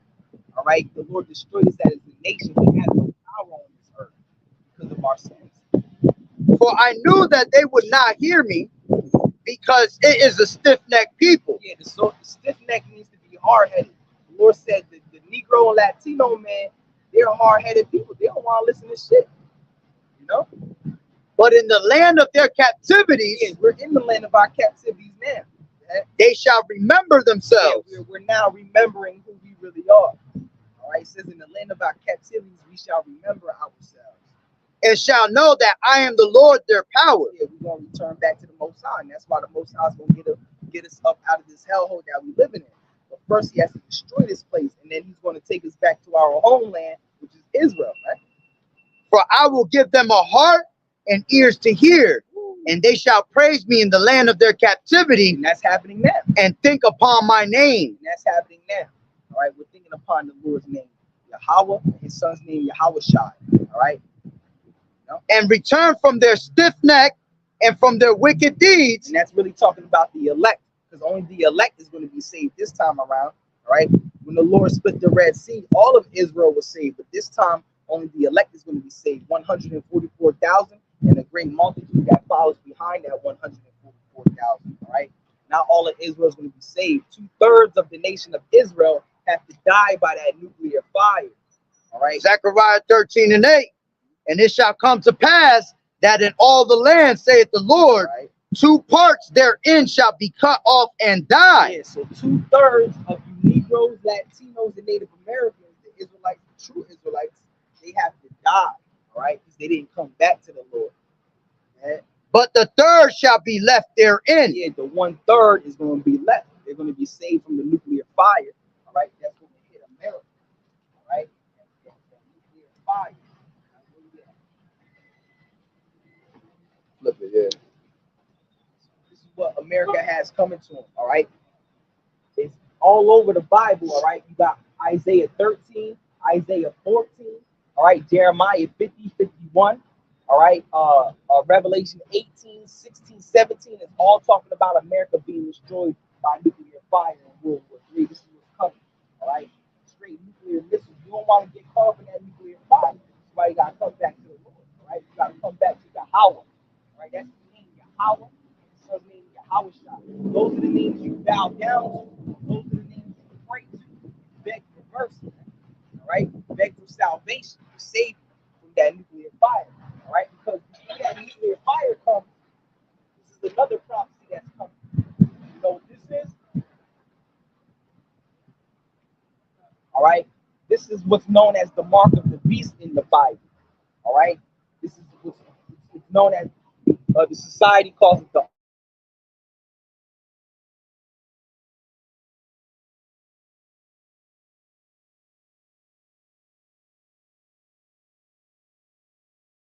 right?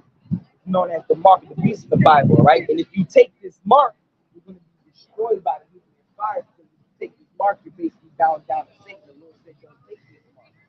All right? I got you real quick.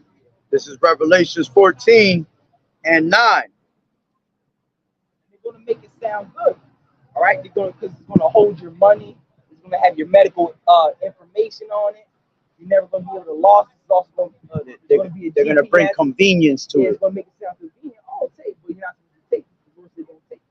Because this is the mark of the beast, all right? The so-called white man, right? This is what they're getting. This is part of the new world order. This is part of their agenda. This is how they're going to bring their. This is part of the new world order that they want to bring, right? This is Revelations 14 and 9. And the third angel followed them, saying with a loud voice, if any man worship the beast in his image. Yeah, the beast is talking about NATO and the European Union, all right? And the image is talking about the new world order. It says if anybody worships the beast in the image, all right, which is the new world order, this is part of the new world order. Basically, anything that's in the ways of this society is that image. You know what I'm saying? Yeah. It says, if any man worship the beast in his image and receive his mark in his forehead or in his hand. If you receive the mark in your forehead or in your hand, all right, because that's where you want to put it in your forehead, your hand, or anywhere in your body. And you hear Elon Musk talking about it all the time, that they doing brain chip surgeries, all that. All of that. It says, the same shall drink the wine of the wrath of God, which is poured out without mixture into the cup of his indignation. Yeah, so if you take this mark, right, it says you're going to drink the wrath of the Heavenly Father, of the Most High. Yeah? Which is poured without mixture into the cup of his indignation, and he shall be tormented with fire and brimstone. So if you take this mark, the microchip that they want to implant in you, the digital microchip, because they're going to crash the dollar. The dollar's getting ready to crash, and they're going to bring this forward. So the Lord said, if you take this mark, that what? You're going to be burnt with what? Fire and You're brimstone. going to be burnt with fire and brimstone, which is the nuclear missile that's going to be hit. That's going to hit America coming from Russia, all of Russia's allies. All right, man. You read it?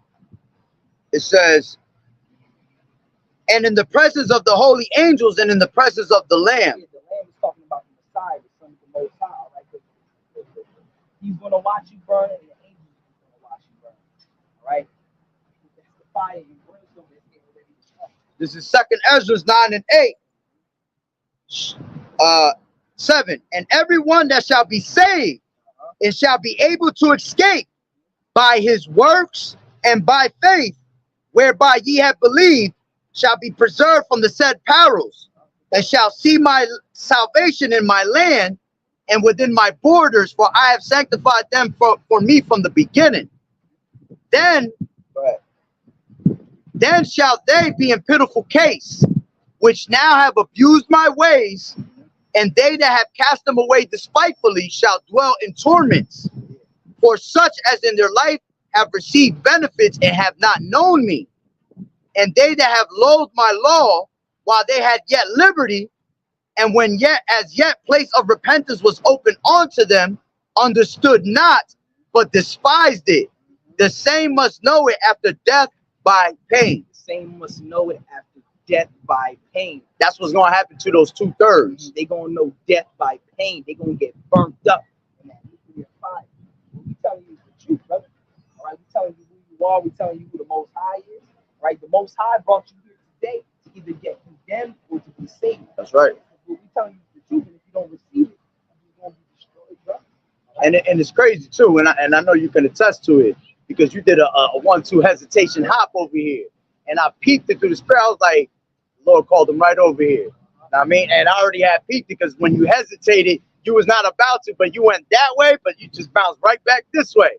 And as soon as I seen it, I was already saying it in my head. The Lord sent them over here. Know what I mean, and the fact, like the brother said, people come over here either to be condemned or to be saved.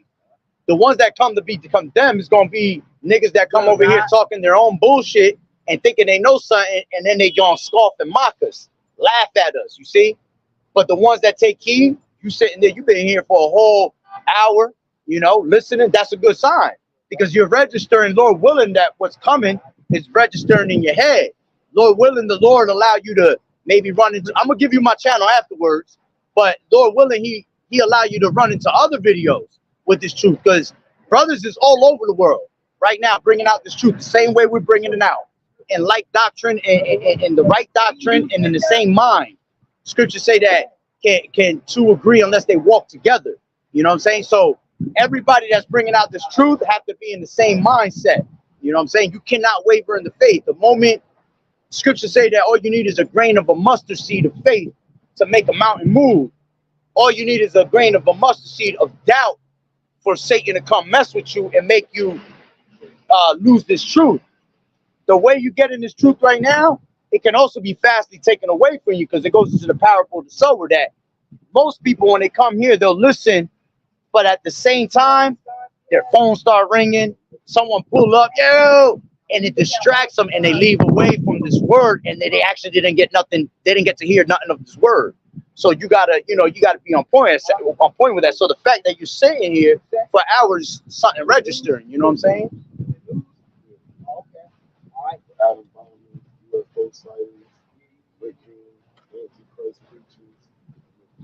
What's good, man? So, how you? Come on, man. Yeah, word up, bro. Oh my God. How you doing, man? Oh my God. You know him from somewhere, right? What's up, man? Yeah, what's good, though? So this is who's getting ready to come. You see this? So this is right. Yeah, that's the mic. So yeah, I'm gonna kick it with you. Take this shit out, right? What's going to happen? Right? You'll be destroyed by nuclear fire. This is the prophecy that America is going to be destroyed by nuclear fire. From Russia, all of Russia's allies. The 38th chapter, you got Revelation, the 18th chapter, all right? Isaiah 13, Isaiah 14, Jeremiah 51. No. First time you water, second time you fire. That's a thousand. This right here, this is on this sign of who the true Israelites are. The Negro, Latino, Native American. Same thing, but you know, Israelites, they're like the tribe of Israel. But right, you put them on the land of Israel today, all these tribes walking around, they're not the real Jews that the Bible speaks of. The devil that the Bible speaks of. All right? You walking around and pretending to be God's chosen people, but you're really the devil, right? You're God's chosen people. They say that we're the scum and they're really the scum. And they're trying to disguise themselves as the Most High people, because they know that the Most High hates them and God loves his chosen people. Now, every time we come live, they verify it. Even if you miss it, you know that it's in your box. You want to watch it like you want. You know what I'm saying? But find out who you are, you got to come out. All over the world happening. You see, right? It's going to help you show you. Right? Showing you, right? Those are the angels. So, I want you to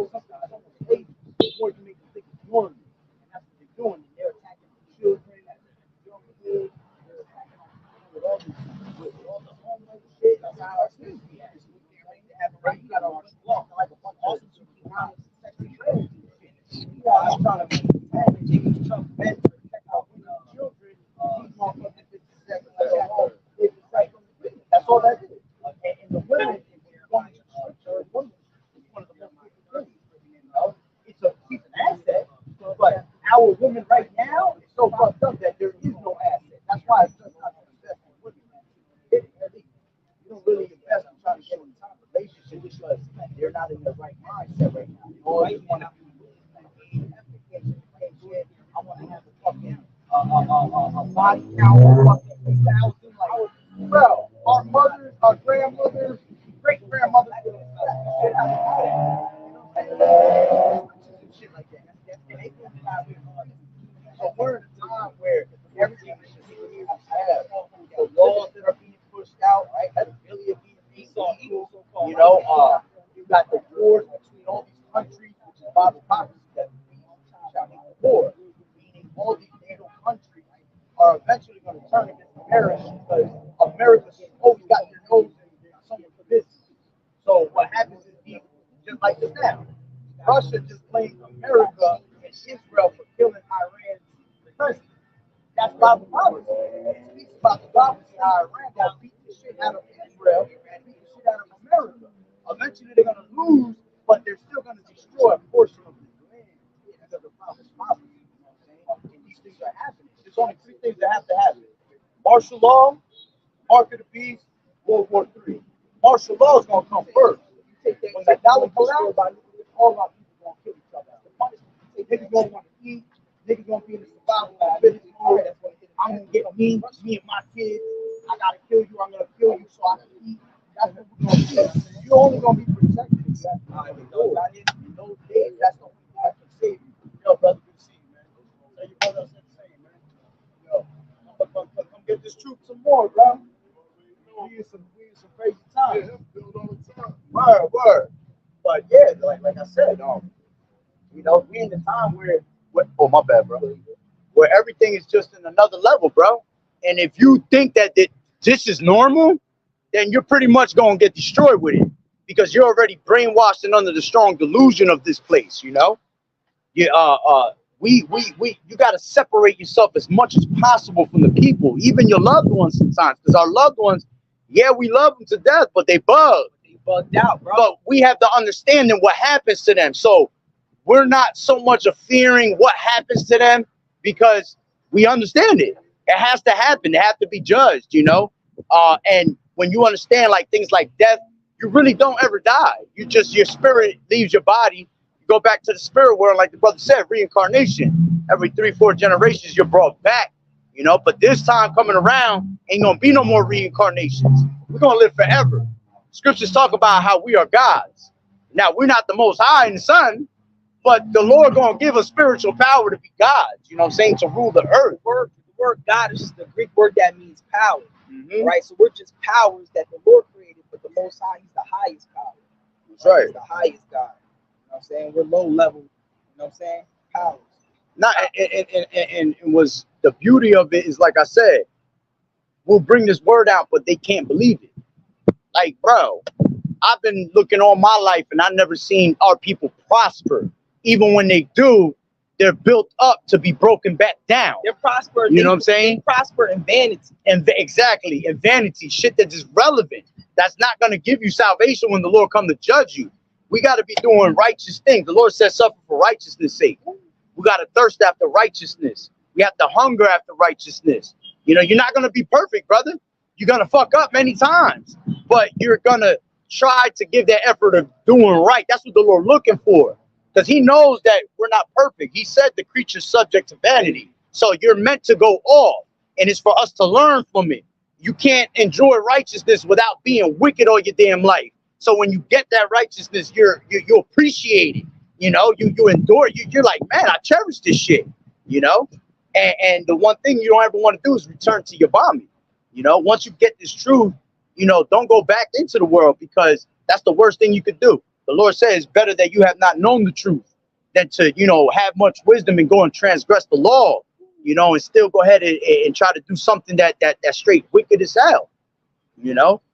And again, our people don't, like I said before, our people are wise to do evil. They are infatuated with doing wickedness that Esau has taught, you know, because the wickedness that the so-called white man teaches you, it has a fucking stronghold, bro, because it's so wicked and so profane and so nasty and filthy, you know what I'm saying, that it's not supposed to be in our body. So when it get in us, it take over us, you know. And the only way you can get the healing is through the Lord. You know what I'm saying? Matter of fact, grab 13, Matthew 13. When it speaks about the parables, 13 and 8, I think it is, because he talks about how only the Lord can convert you unless he converts you. So let me see, 13 and 8. Yep. All right, this is Matthew 13 and 8. All right, it says, but other fell into good ground and brought forth fruit, some 100-fold, some. Oh, okay, I got you. And then go from, okay, I see you went up a little bit. All right, go ahead. Bring it from the beginning of the parable, because I was actually telling you that just before. That's the spirit. Go ahead. So it says Matthew 13 and 1. It says, the same day went YAHAWAH'S out of the house and sat by the seaside, and great multitudes were gathered together unto him, so that he went into a ship and sat, and the whole multitude stood by the shore. And when he spake many things unto them in parables, saying, behold, a sower went forth to sow, and when he sowed, some seeds fell by the wayside, and the fowls came and devoured them up. So at this moment, we the sowers, because we're sowing the word onto you, but the true sower will be YAHAWAH'S that sowed the word onto us. You see? So go ahead. Some fell unto stony places where they had not much earth, and forthwith they sprung up because they had no deepness of earth. So we're like plants. When you fertilize the plant properly, right? It grows, and it grows strong stems and all that. But when you don't bury that seed properly, because that's what we're doing. We're like, what we did to you is lay the seed in you. We planted the seed in your mind in hopes that that seed will grow. You see? So what happens is, if you are meant to get this truth, you're going to continue to grow from that. But most people, the majority of the people, become the wayside. As fast as we're giving you the word, like I said before, somebody will call their phone, blow it up. Somebody will pull up all of a sudden and start talking to them. Next thing you know, they'll be like, yo, hold on real quick. And they start talking to this person. Next thing you know, they lost the word. They don't walk away. They don't forgot about what we just said. You know what I'm saying? Go ahead. All right. It says, and when the sun was up, they were scorched. Yeah, and then some of us take this truth in. When the sun scorched you, that's really talking about us getting an ass whooping by the Lord spiritually. Because when you come into this truth, the Lord going to test you in your faith. He's going to test to see if you're going to be able to endure the things that come your way. So the Lord going to smack you left to right spiritually, bro. Demons going to be attacking you. Bad luck going to happen to you. Your kids might trip on you. Your family start arguing with you. When people go through that, they're like, nah, fuck that shit. I ain't doing this shit no more. I can't do this.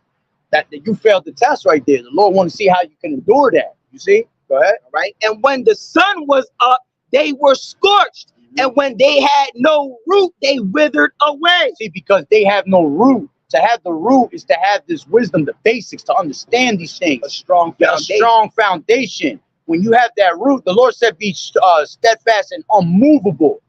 You have to be steadfast in the faith. Like you got to stick to what it is.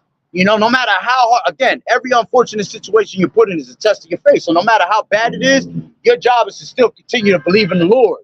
If you read the book of Job, Job caught a whole bunch of hell. Family got killed. His wife turned on him. Bad advice from his friends. He got basically boils from head to toe.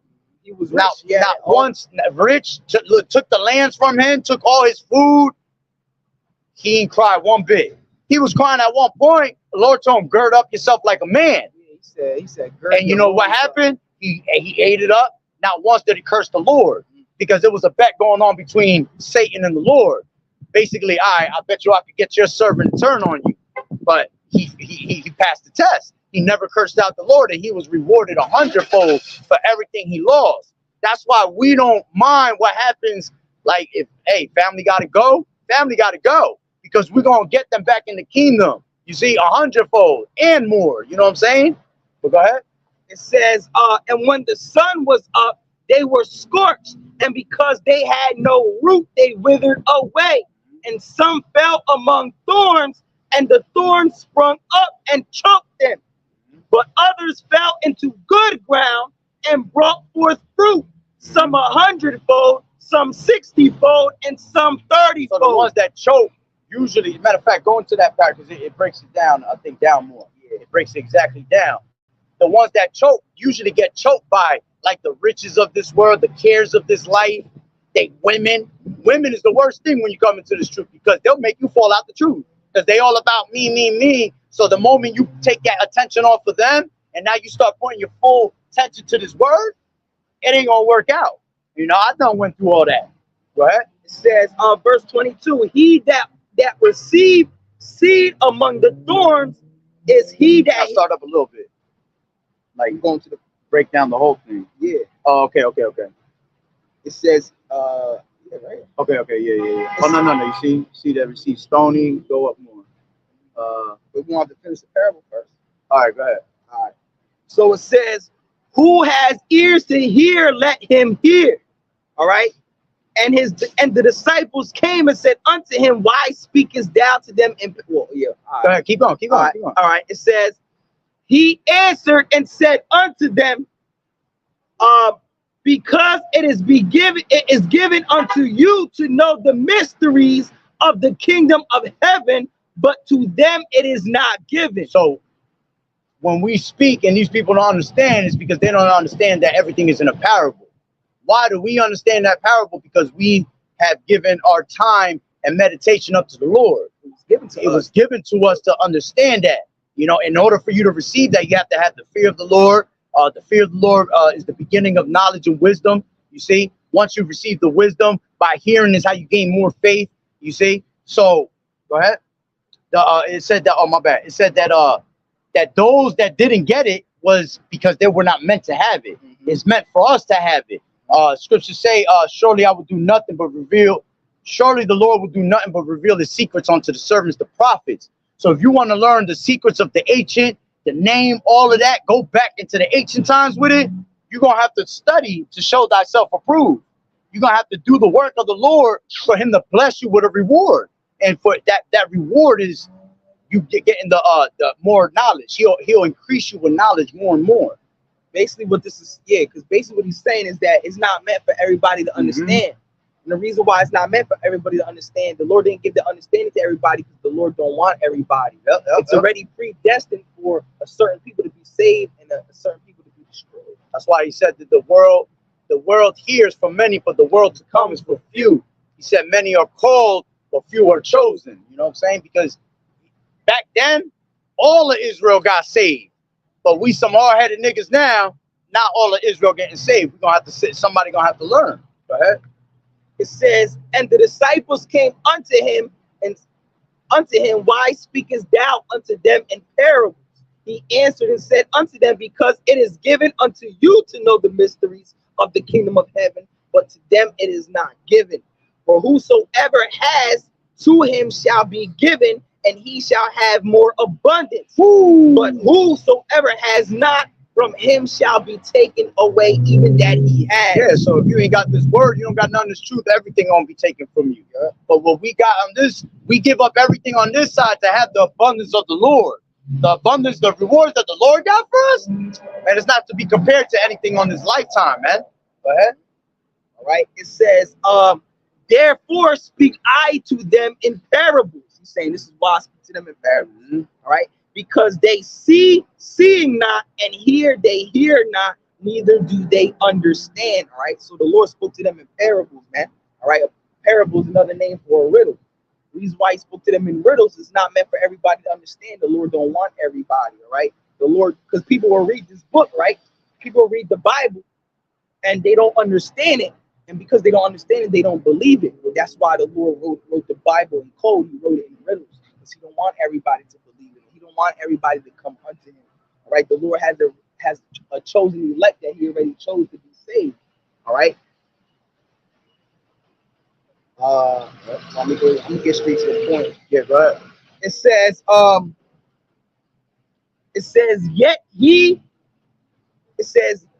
yet has he no root in himself. Hold on.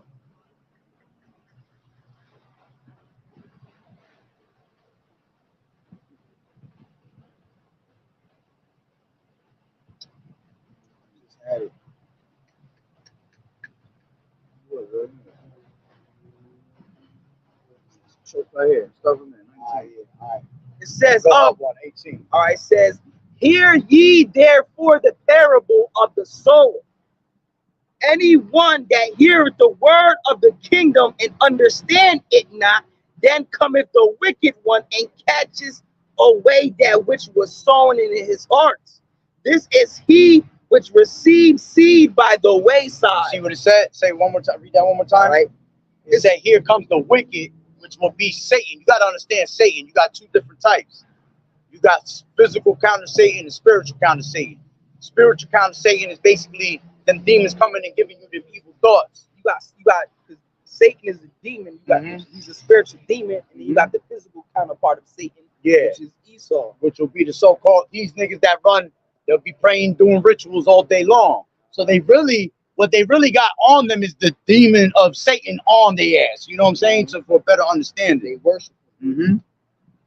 All right. It says, when anyone heareth the word of the kingdom and understand it not, then cometh the wicked one and catches away that which was sown in his heart. See, as fast as you get it, is as fast as he's trying to take it away from you. He's trying to give you that seed of doubt. You hear it is, you might be here this whole time, right? Listening, you agreeing, you're like, damn, these brothers going in. But as soon as we leave and you leave, something might pop in your thought, try to make you think other words, you know, to make you be like, you know what? Niggas was full of shit. If you get that thought, hey, if it's meant to be, you'll get that thought later. Know that that's Satan just fucking with you. And you got to say in your head, man, that's some bullshit. That ain't nothing but Satan. You know, and that's when you're really supposed to use the name of the Lord to rebuke that thought and keep it away from you. You know what I'm saying? Go ahead. This is he which receiveth seed by the wayside. But he that received the seed into stony places, the same is he that heareth the word and anon with joy receiveth it. Yeah, because you got people that get this word. Yes, I'm an Israelite. It's a beautiful thing.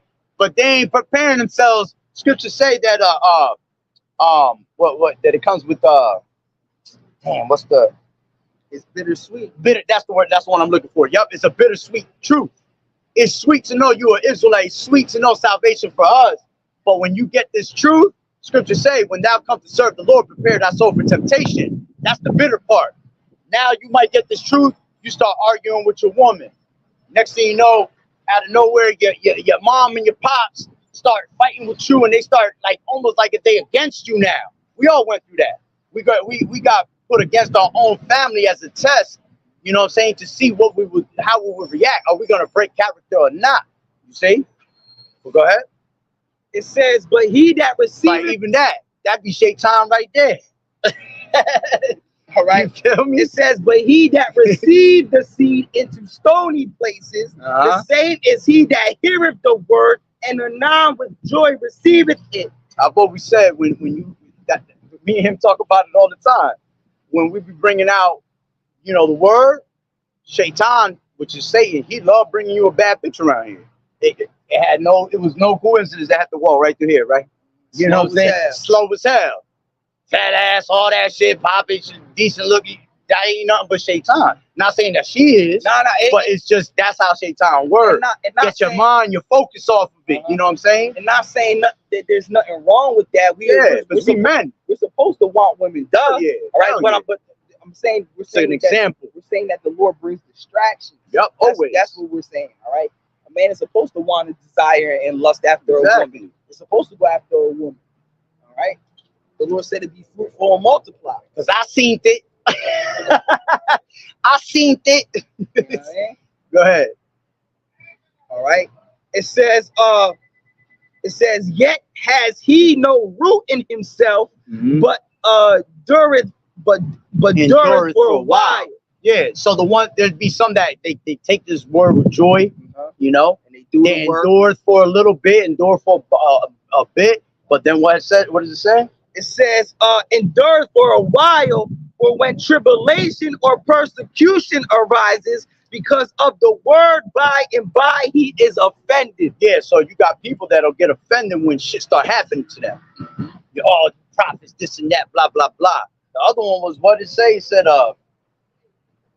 it says that he received it with joy. No, go ahead. It says, yet he has no root in himself, all right, but endureth for a while, For when tribulation, Tribulation. And tribulation and what? persecution, Persecution. That's the one. Persecution coming to us. You see us out here, you will see on the news one day, these niggas is dangerous. yeah, they gonna say we're dangerous. They're doing it now. They just brought out a law that we can't speak about no Jews, no Israel, none of it. Why? Because they want to get us off the streets, because we're exposing who Esau is. We're exposing that they're the devil that the Bible speaks of. All right, Mm-hmm. you know. So that persecution is coming to our brothers. Some of us gonna have to die in this truth. We're gonna be beheaded as a testimony to YAHAWAH'S. That's an automatic crown. That's an automatic crown to the kingdom. You know, you get beheaded, you don't take that microchip and you get beheaded, man, you waiting on the chariot for brothers. You see? Because you might as well, because you take the chip, you're gonna die anyway. The nigga's gonna give you a reward, but you're gonna die by the Lord. And even when you do receive that reward by Esau, it's gonna be a false gift. It's gonna be something that you thought expected a certain end out of it, but now you got this shit stuck in your hand that you can't remove, and now you're gonna be bugged out. People gonna have demons on them for having that. Scriptures talk about how people gonna have pus coming out of their hands. Imagine in their foreheads. They're gonna have pus coming out their forehead too. A grievous sword. A grievous sword. That's what it's talking about. You're gonna be able to know who sold their soul for a fucking chip, instead of believing and having faith in the Lord that we can be saved by a higher power. But the people believe only in Satanism, but don't believe in godliness. You know what I'm saying? They believe that all this witchcraft could exist, but no godliness can. You know? Go ahead. It says, he also that received seed among the thorns is he that heareth the word, and the care of this world and the deceitfulness of riches choke the word, and he becometh unfruitful. Yep. So you become unfruitful by basically giving that seed of doubt. You know what I'm saying? You should never. That is, again, no coincidence you over here, bro. You see that you should, no doubt in the mind you should have in your mindset, the Lord called me here. I didn't have to stop here. Have I seen you before around here? Have you came around here before? This is your first time around here. You passed here before? Because I thought you looked familiar, but I wasn't too sure. So I don't know if you seen me maybe in the past or something, and maybe you were gonna come and you didn't last time. But look, you're here now. You know, so that should already give you a mindset of like, how did I end up in this conversation? You know what I'm saying? Not in a bad way, but because it's just for your benefit. Lord willing, you're able to receive it, and the Lord wake you up to it. You know what I'm saying? It says, but he that received seed into the good ground is he that heareth the word and understandeth it, which also beareth fruit and bringeth forth some 100-fold, some 60, some 30. So the scriptures say it is the spirit that beareth witness that we are the children of the Lord. The scriptures talk about test the spirits. That's what we do when we come out here. We'll test the spirit to see who has the spirit of understanding, to see who resonates with this word right now. And y'all supposed to test us too. Yeah, right? Because that's how you know a true prophet from a real one. Yep. The Lord said to test the prophets. That's right. Because the true prophets are going to have all the answers. The Lord said, study to always give an answer. That's right. You know, and always be able to give a reason for if one asks the question. Roughly and if a brother doesn't have it, his answer should be, to be honest, I don't have that answer. You can't be that type of nigga to try. Scripture say, grab that Ecclesiasticus 3:23. Ecclesiasticus? Yeah, Ecclesiasticus 3:23. You know, you don't want to come leaning to your own understanding. Once you lean to your own understanding, you bugged out. The Lord gave you, this is your book, this is your manual. You ever seen Back to the Future? Nah, you never seen Back to the Future? All right, so that won't work. So basically, this is your manual. You know what I'm saying? This is your manual. The Lord gave you the cheat codes for you to conquer life, basically, and be able to be saved, right? Go ahead. You said 3:23? Yeah. All right, it says, Sirach 3:23, be not curious in unnecessary matters. Let me see, where you at? 23. 3:23. Yep, go ahead. Yep, yeah, you gotta stop at 23. All right, it says, be not curious in unnecessary matters. For more things are shown unto thee than men understand. Yeah, and see, the Lord showed us a lot of things that these people cannot perceive. This is why we don't really sit here and try to argue with people. It happens. I've done. There's scoffers that come here, bro. I'll be here arguing with their ass. But it's not the right thing to do because we're not there.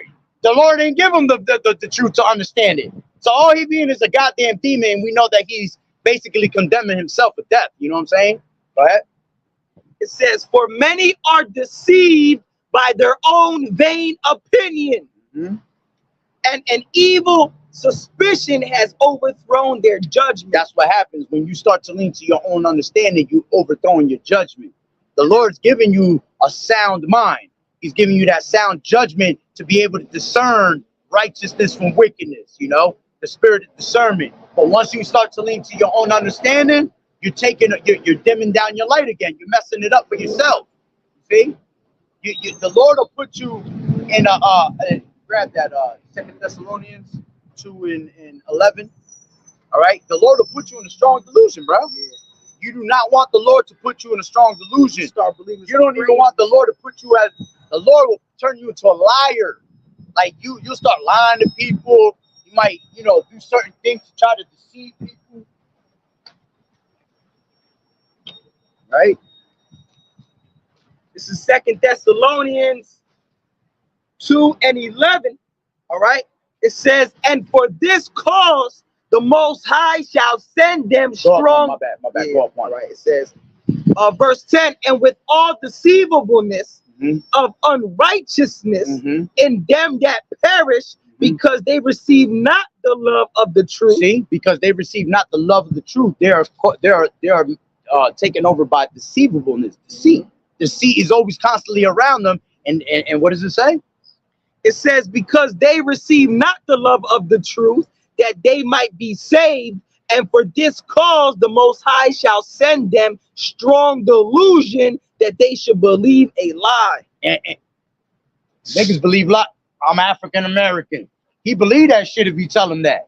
You see? they believe in this man. Jesus is your man. Yeah. They believe that. That's a strong delusion you Strong under. delusion. People are You see? delusional out here. Our people are especially Northern Kingdom, which is the Spanish tribe. They love Guadalupe. They love Guadalupes. They love all types of idols, bro. They got the Santa Maria, bug shit. You'll even see, like, me and brother go into it. You got bugged out people that'll worship shit, and you actually see that in other countries now. They'll gather around cow shit, and play with that shit like it's nothing, making cow pies and shit, like on some on some bug shit, because they're under these strong delusions, man. They worship there's a spaghetti god that people worship, bro. Word is born. No, it is true. It is true though. You know what I'm saying? Like, how you worship spaghetti? That's a strong delusion. The Lord will bug your ass out, make you crazy, man. I'm gonna tell you something. You love your hair? Be honest. Yeah, I ain't gonna lie. All right, that's unlawful. You know what I'm saying? Just I ain't telling you to change your shit. You ain't gonna change it right now. You see? That's something you gonna have to pray on it because that's gonna be a demon on you. That's gonna be like, I don't want to cut my hair because you're used to it. But bring that. Let me grab it real quick. Where's that? Just to give you the edification. When you first come into this truth, you don't take on everything all at once. You slowly come into this truth. Yeah. You slowly. That's why I was telling you I didn't want to go into that debt. But he right. Go ahead. My bad. When you first come into this truth, you can't take on everything all at once. It's little by little. You slowly keep the laws, slowly keep the high holy days, because we all didn't do everything at once. Yep. We started keeping everything little by little. When we first came to the truth, we figured out we couldn't eat pork. We didn't quit that right away. We slowly gave the things that we weren't supposed to do up. It's little by little. This is 1 Corinthians 11:14. So you have an understanding. You see, it says, does not even nature itself teach you that if a man have long hair, it is a shame unto him? Yeah, it's a shame for a man to have long hair. It says, because nature itself teaches you, all right? It's always natural for a man to have short hair, and long hair is what women are supposed to have, because that's their glory. Our hair is not our glory. Our glory is women. It says that right there, right? It does, yeah. It says, but if a woman have long hair, It says if a woman has long hair, it is a glory to her, it's a glory to her. for her hair is given her for a covering. Yeah, so it's a beautiful thing for a woman to have long, luxurious hair. That's why women love their hair. It's always long and stuff. All right, and that's exactly why the so-called black woman doesn't have any hair. That's why she gets weaves. All right, they wear wigs, the so-called black woman, because the Lord punished the so-called black woman. Got you Right, right because here. that's supposed to be their glory. The Lord took that away from them because they're wicked. You understand? This is Isaiah the 3rd chapter. Isaiah 3, and this is going to explain basically most of our women, what you're about to hear. I'm going to bring it from 18. In that day, the Lord will take away the bravery. Oh, Salaki, let me go up on 16. It says daughters of Zion. Yeah, Judah's women denounced. That's what's the title. All right, but at the end of the day, he's talking about all our tribes. All right, but in particular right now, it's Judite woman. Moreover, the Lord Yahweh saith, because the daughters of Zion are haughty. Yeah, the daughters of Zion is talking about the Negro women, or all the women of the nation of Israel. But first and foremost, the Negro woman. All right. Because she is the top tribe, just like the so-called Negro man is the top tribe of all the tribes, basically. You know what I'm saying? So it says, moreover, saith the Lord Yahweh, because the daughters of Zion are haughty and walk with stretched forth necks and wanton eyes, walking and mincing as they go and making a tinkling with their feet. So you look at the women today, all right? When you go into haughty and wanton eyes, right? Stretched forth necks. That's that whoring. Women will be with a man, they'll look at another nigga still. You see, that's wanton eyes. All right. Then it says, walking haughty and walk with stretched forth necks. You see our women when they snap in their finger, they twist in their neck. That's all that part. That basically is explaining that type of behavior, right? It says, walking and mincing as they go. Our women walk around, switching, making sure that, just like we seen the one woman just pass by. You see, mincing as they go. And making a tinkling with their feet, because they be wearing they high heels. Therefore, the Lord will smite with a scab the crown of the head of the daughters of Zion, Yeah, so the Lord, and the Lord will discover their secret parts. yeah, so the Lord said he's going to smite the scab of the heads of the daughters of Zion. He's going to take away their hair. That's why the so-called black woman can't grow hair. All right, because the Lord took that away from her. That's why they got to be wearing weaves and shit like that. Weaves and wigs and all that, because they really want that hair. The Lord took their glory away from them. Mm-hmm. Like we read before, a woman's hair is her glory, and a man's glory is our women, man. All right, having a good wife is having a good name. That's right. You know. Yo, peace, brother. It's good to have you over here. And listen, hope continue to watch on the lesson. It's on live. You know what I'm saying? You want to take the Yeah, I already gave it to him. I gave it to him. Yo, hopefully we see you around again, man. Yo, take All it. right, shalom. Rock that. All right. Yeah, let's finish this up with the camera then. So, it goes into, it says, in that day, the Lord will take away the bravery of their tinkling and tinkling ornaments. Yeah, the Lord is going to humble them About their feet. Go ahead. Yeah, the Lord going to humble them. Yeah. It says, and their calls and the round tyrants like the moon, the chains and the bracelets and the mufflers, the bonnets and the ornaments of the legs, and the headbands and the tablets and the earrings, the rings and the nose jewels. Yeah, all that good material, everything that makes them pretty, the gold. Yep. Everything that they strive to fucking work for and to basically buy today. A fake weave, all this fake makeup. Women love jewelry and long hair. So the Lord said he's going to take their long hair and all the gold and the bonnets and the bracelets from them. Because women love to wear all that stuff, You talking about tablets like iMac tablets? Nah. Samsung Galaxy Ultra. It says the rings and the nose jewels, the changeable suits of apparel. Because women they got a fucking crazy wardrobe. Yeah. You go on there, Women have shit. Let me tell you something about women. Most of these women have a closet full of clothes, and they ain't even fucking wear half of that shit. Most of the time, you spend money on your woman, buy her nice things, and she ain't even gonna fucking wear that shit, right? Right. You know what I'm saying? They'll put it in the cut, in the corner, all right? Only when they mad or they single, they gonna pull it out. You know what I'm saying? Because now they trying to flash for the world. You know, but when it comes to them, you know, being you know, in the right order with you, you ain't gonna do that shit, man. So you're wasting your time buying women all these different things, man.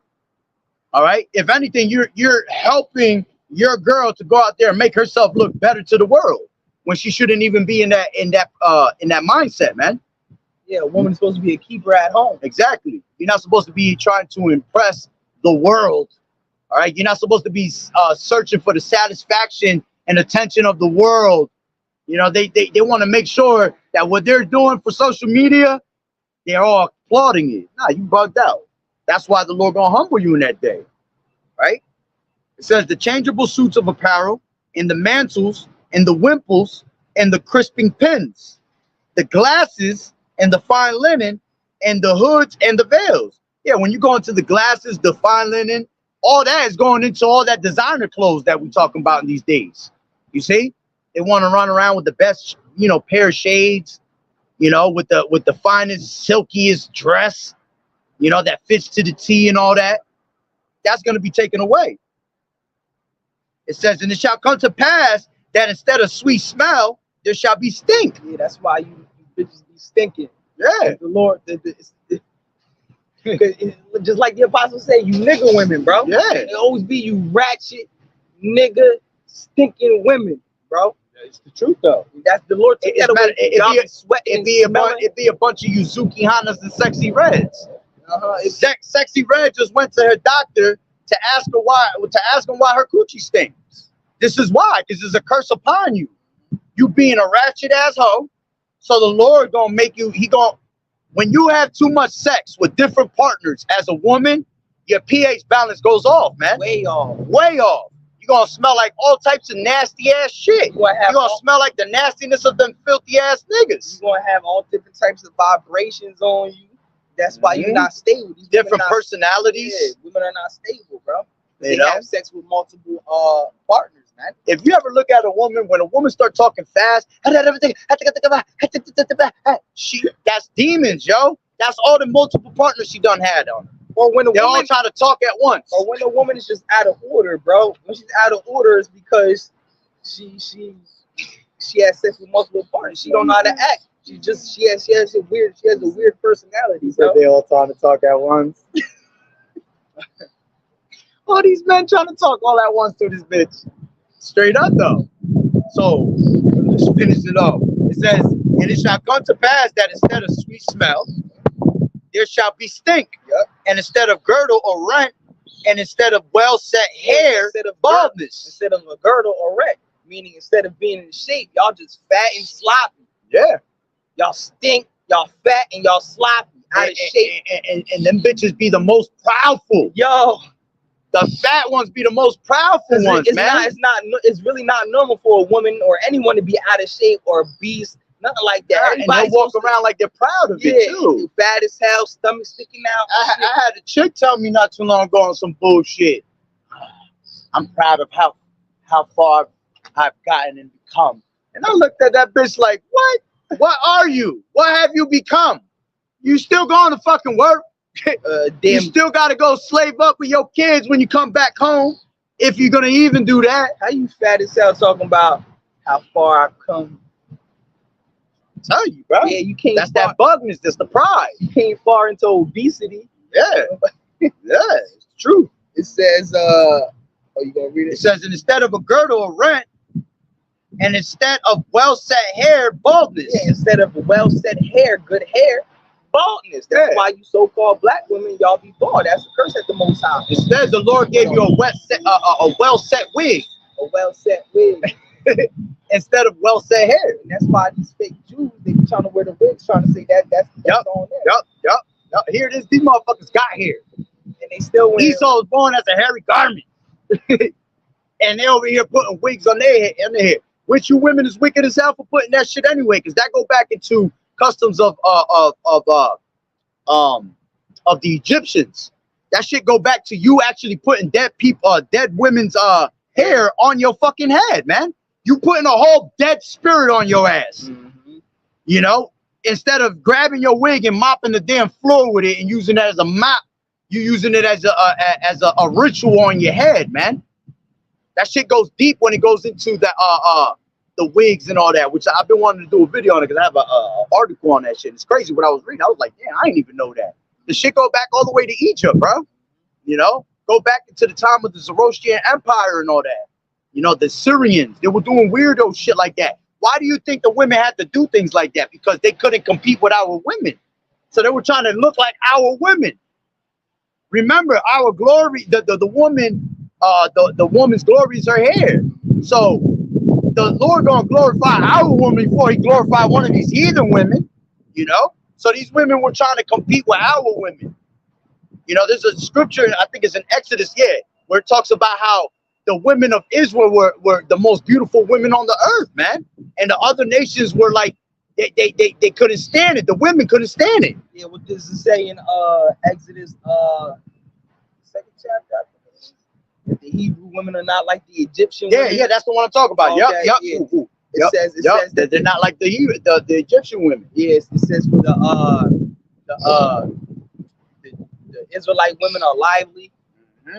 Meaning they was too bad. They was too bad to look upon. When the scriptures talk about our women, when they did good deeds, those women were fly ass women. When you read about Judith, she was bad as hell. Exactly. When you read about Judith, fly ass women. she was bad. You know? Look at our women now. The scriptures called her bad in like 5-6 different chapters. You know? Our women at the bottom, our women fucked up out of order, and look how beautiful they still look. Ratchet. Imagine when they in order, how bad they gonna look, bro. I wonder how pure they skin gonna be. Like, oh man, I wonder who Judith is today. Never know. You know, that's why every woman should strive in that manner, thinking like you are Judith. You know what I'm saying? But go ahead. Oh, it was me. I'll read it. I got it. Go ahead. It says, instead of well-set hair, baldness, and instead of a stomacher, a girdle of sackcloth, and burning instead of beauty. And that's why the daughter of Zion, all right, is ugly as hell, because that's the curse that the Lord put on his women, all right, the women of the nation of Israel, all right, starting with the tribe of Judah, man, so-called black women, man, all right. A lot of y'all just ugly as hell. That's why she's the least desired woman in this society. Yeah, because she's the most out of order. All right. See, she's gonna be the most desired woman in that kingdom. All our women gonna be desired. And at one time, they're gonna be powerful. And at one time, the so-called black woman was the most beautiful woman on this earth. Facts. She is, but at the same time, she's the most cursed, bro. Yep. That's what takes away that beauty. It says, break that down. It says, and burning instead of beauty. So the Lord took the beauty of the so-called Israelite women. All right, starting with the tribe of Judah. All right, because the northern kingdom, the women, especially, the northern kingdom, their women is ugly as hell too, burnt out, bad as hell. Especially the northern kingdom, the Mexicans and the Spanish women, they be ugly as shit too, bro. Yep. Straight up, yep. Fat as hell, yep. You know, stinking as shit. Yep. Yeah, it ain't just the Judite women. It's the Northern Kingdom tribe too. You got some nasty ass bitches in the Northern Kingdom. You know, Ecuadorians. You know, the Peruvian women. They be looking like ancient artifacts. Dead ass. Smelling like fossil fuel. Yeah. but nah, all this has been a curse upon our women, which something that I was thinking about before when you were saying, because sometimes when it does go in the scriptures about the daughters of Zion, it also be pertaining to us as the men too. Because we're considered as daughters. Yeah, the nation of Israel is also known as the daughter of Zion. Yep. and be in the simple fact that you got our men acting like fucking women. Sometimes verses like that in Isaiah 3 can pertain to you fagonometry niggas out here, you know, because you want to be a fucking woman so bad, all right, that you're gonna get the same treatment like these fucking women. Mm-hmm. All right. We're gonna be like, all right, you want to be a woman? All right. But you got anything else? No, that's it. Yeah, so yo, through the spirit, we're gonna end it off on that note. All right. So hey, Lord willing, that the lesson was edifying. I mean, shalom to everybody that was watching.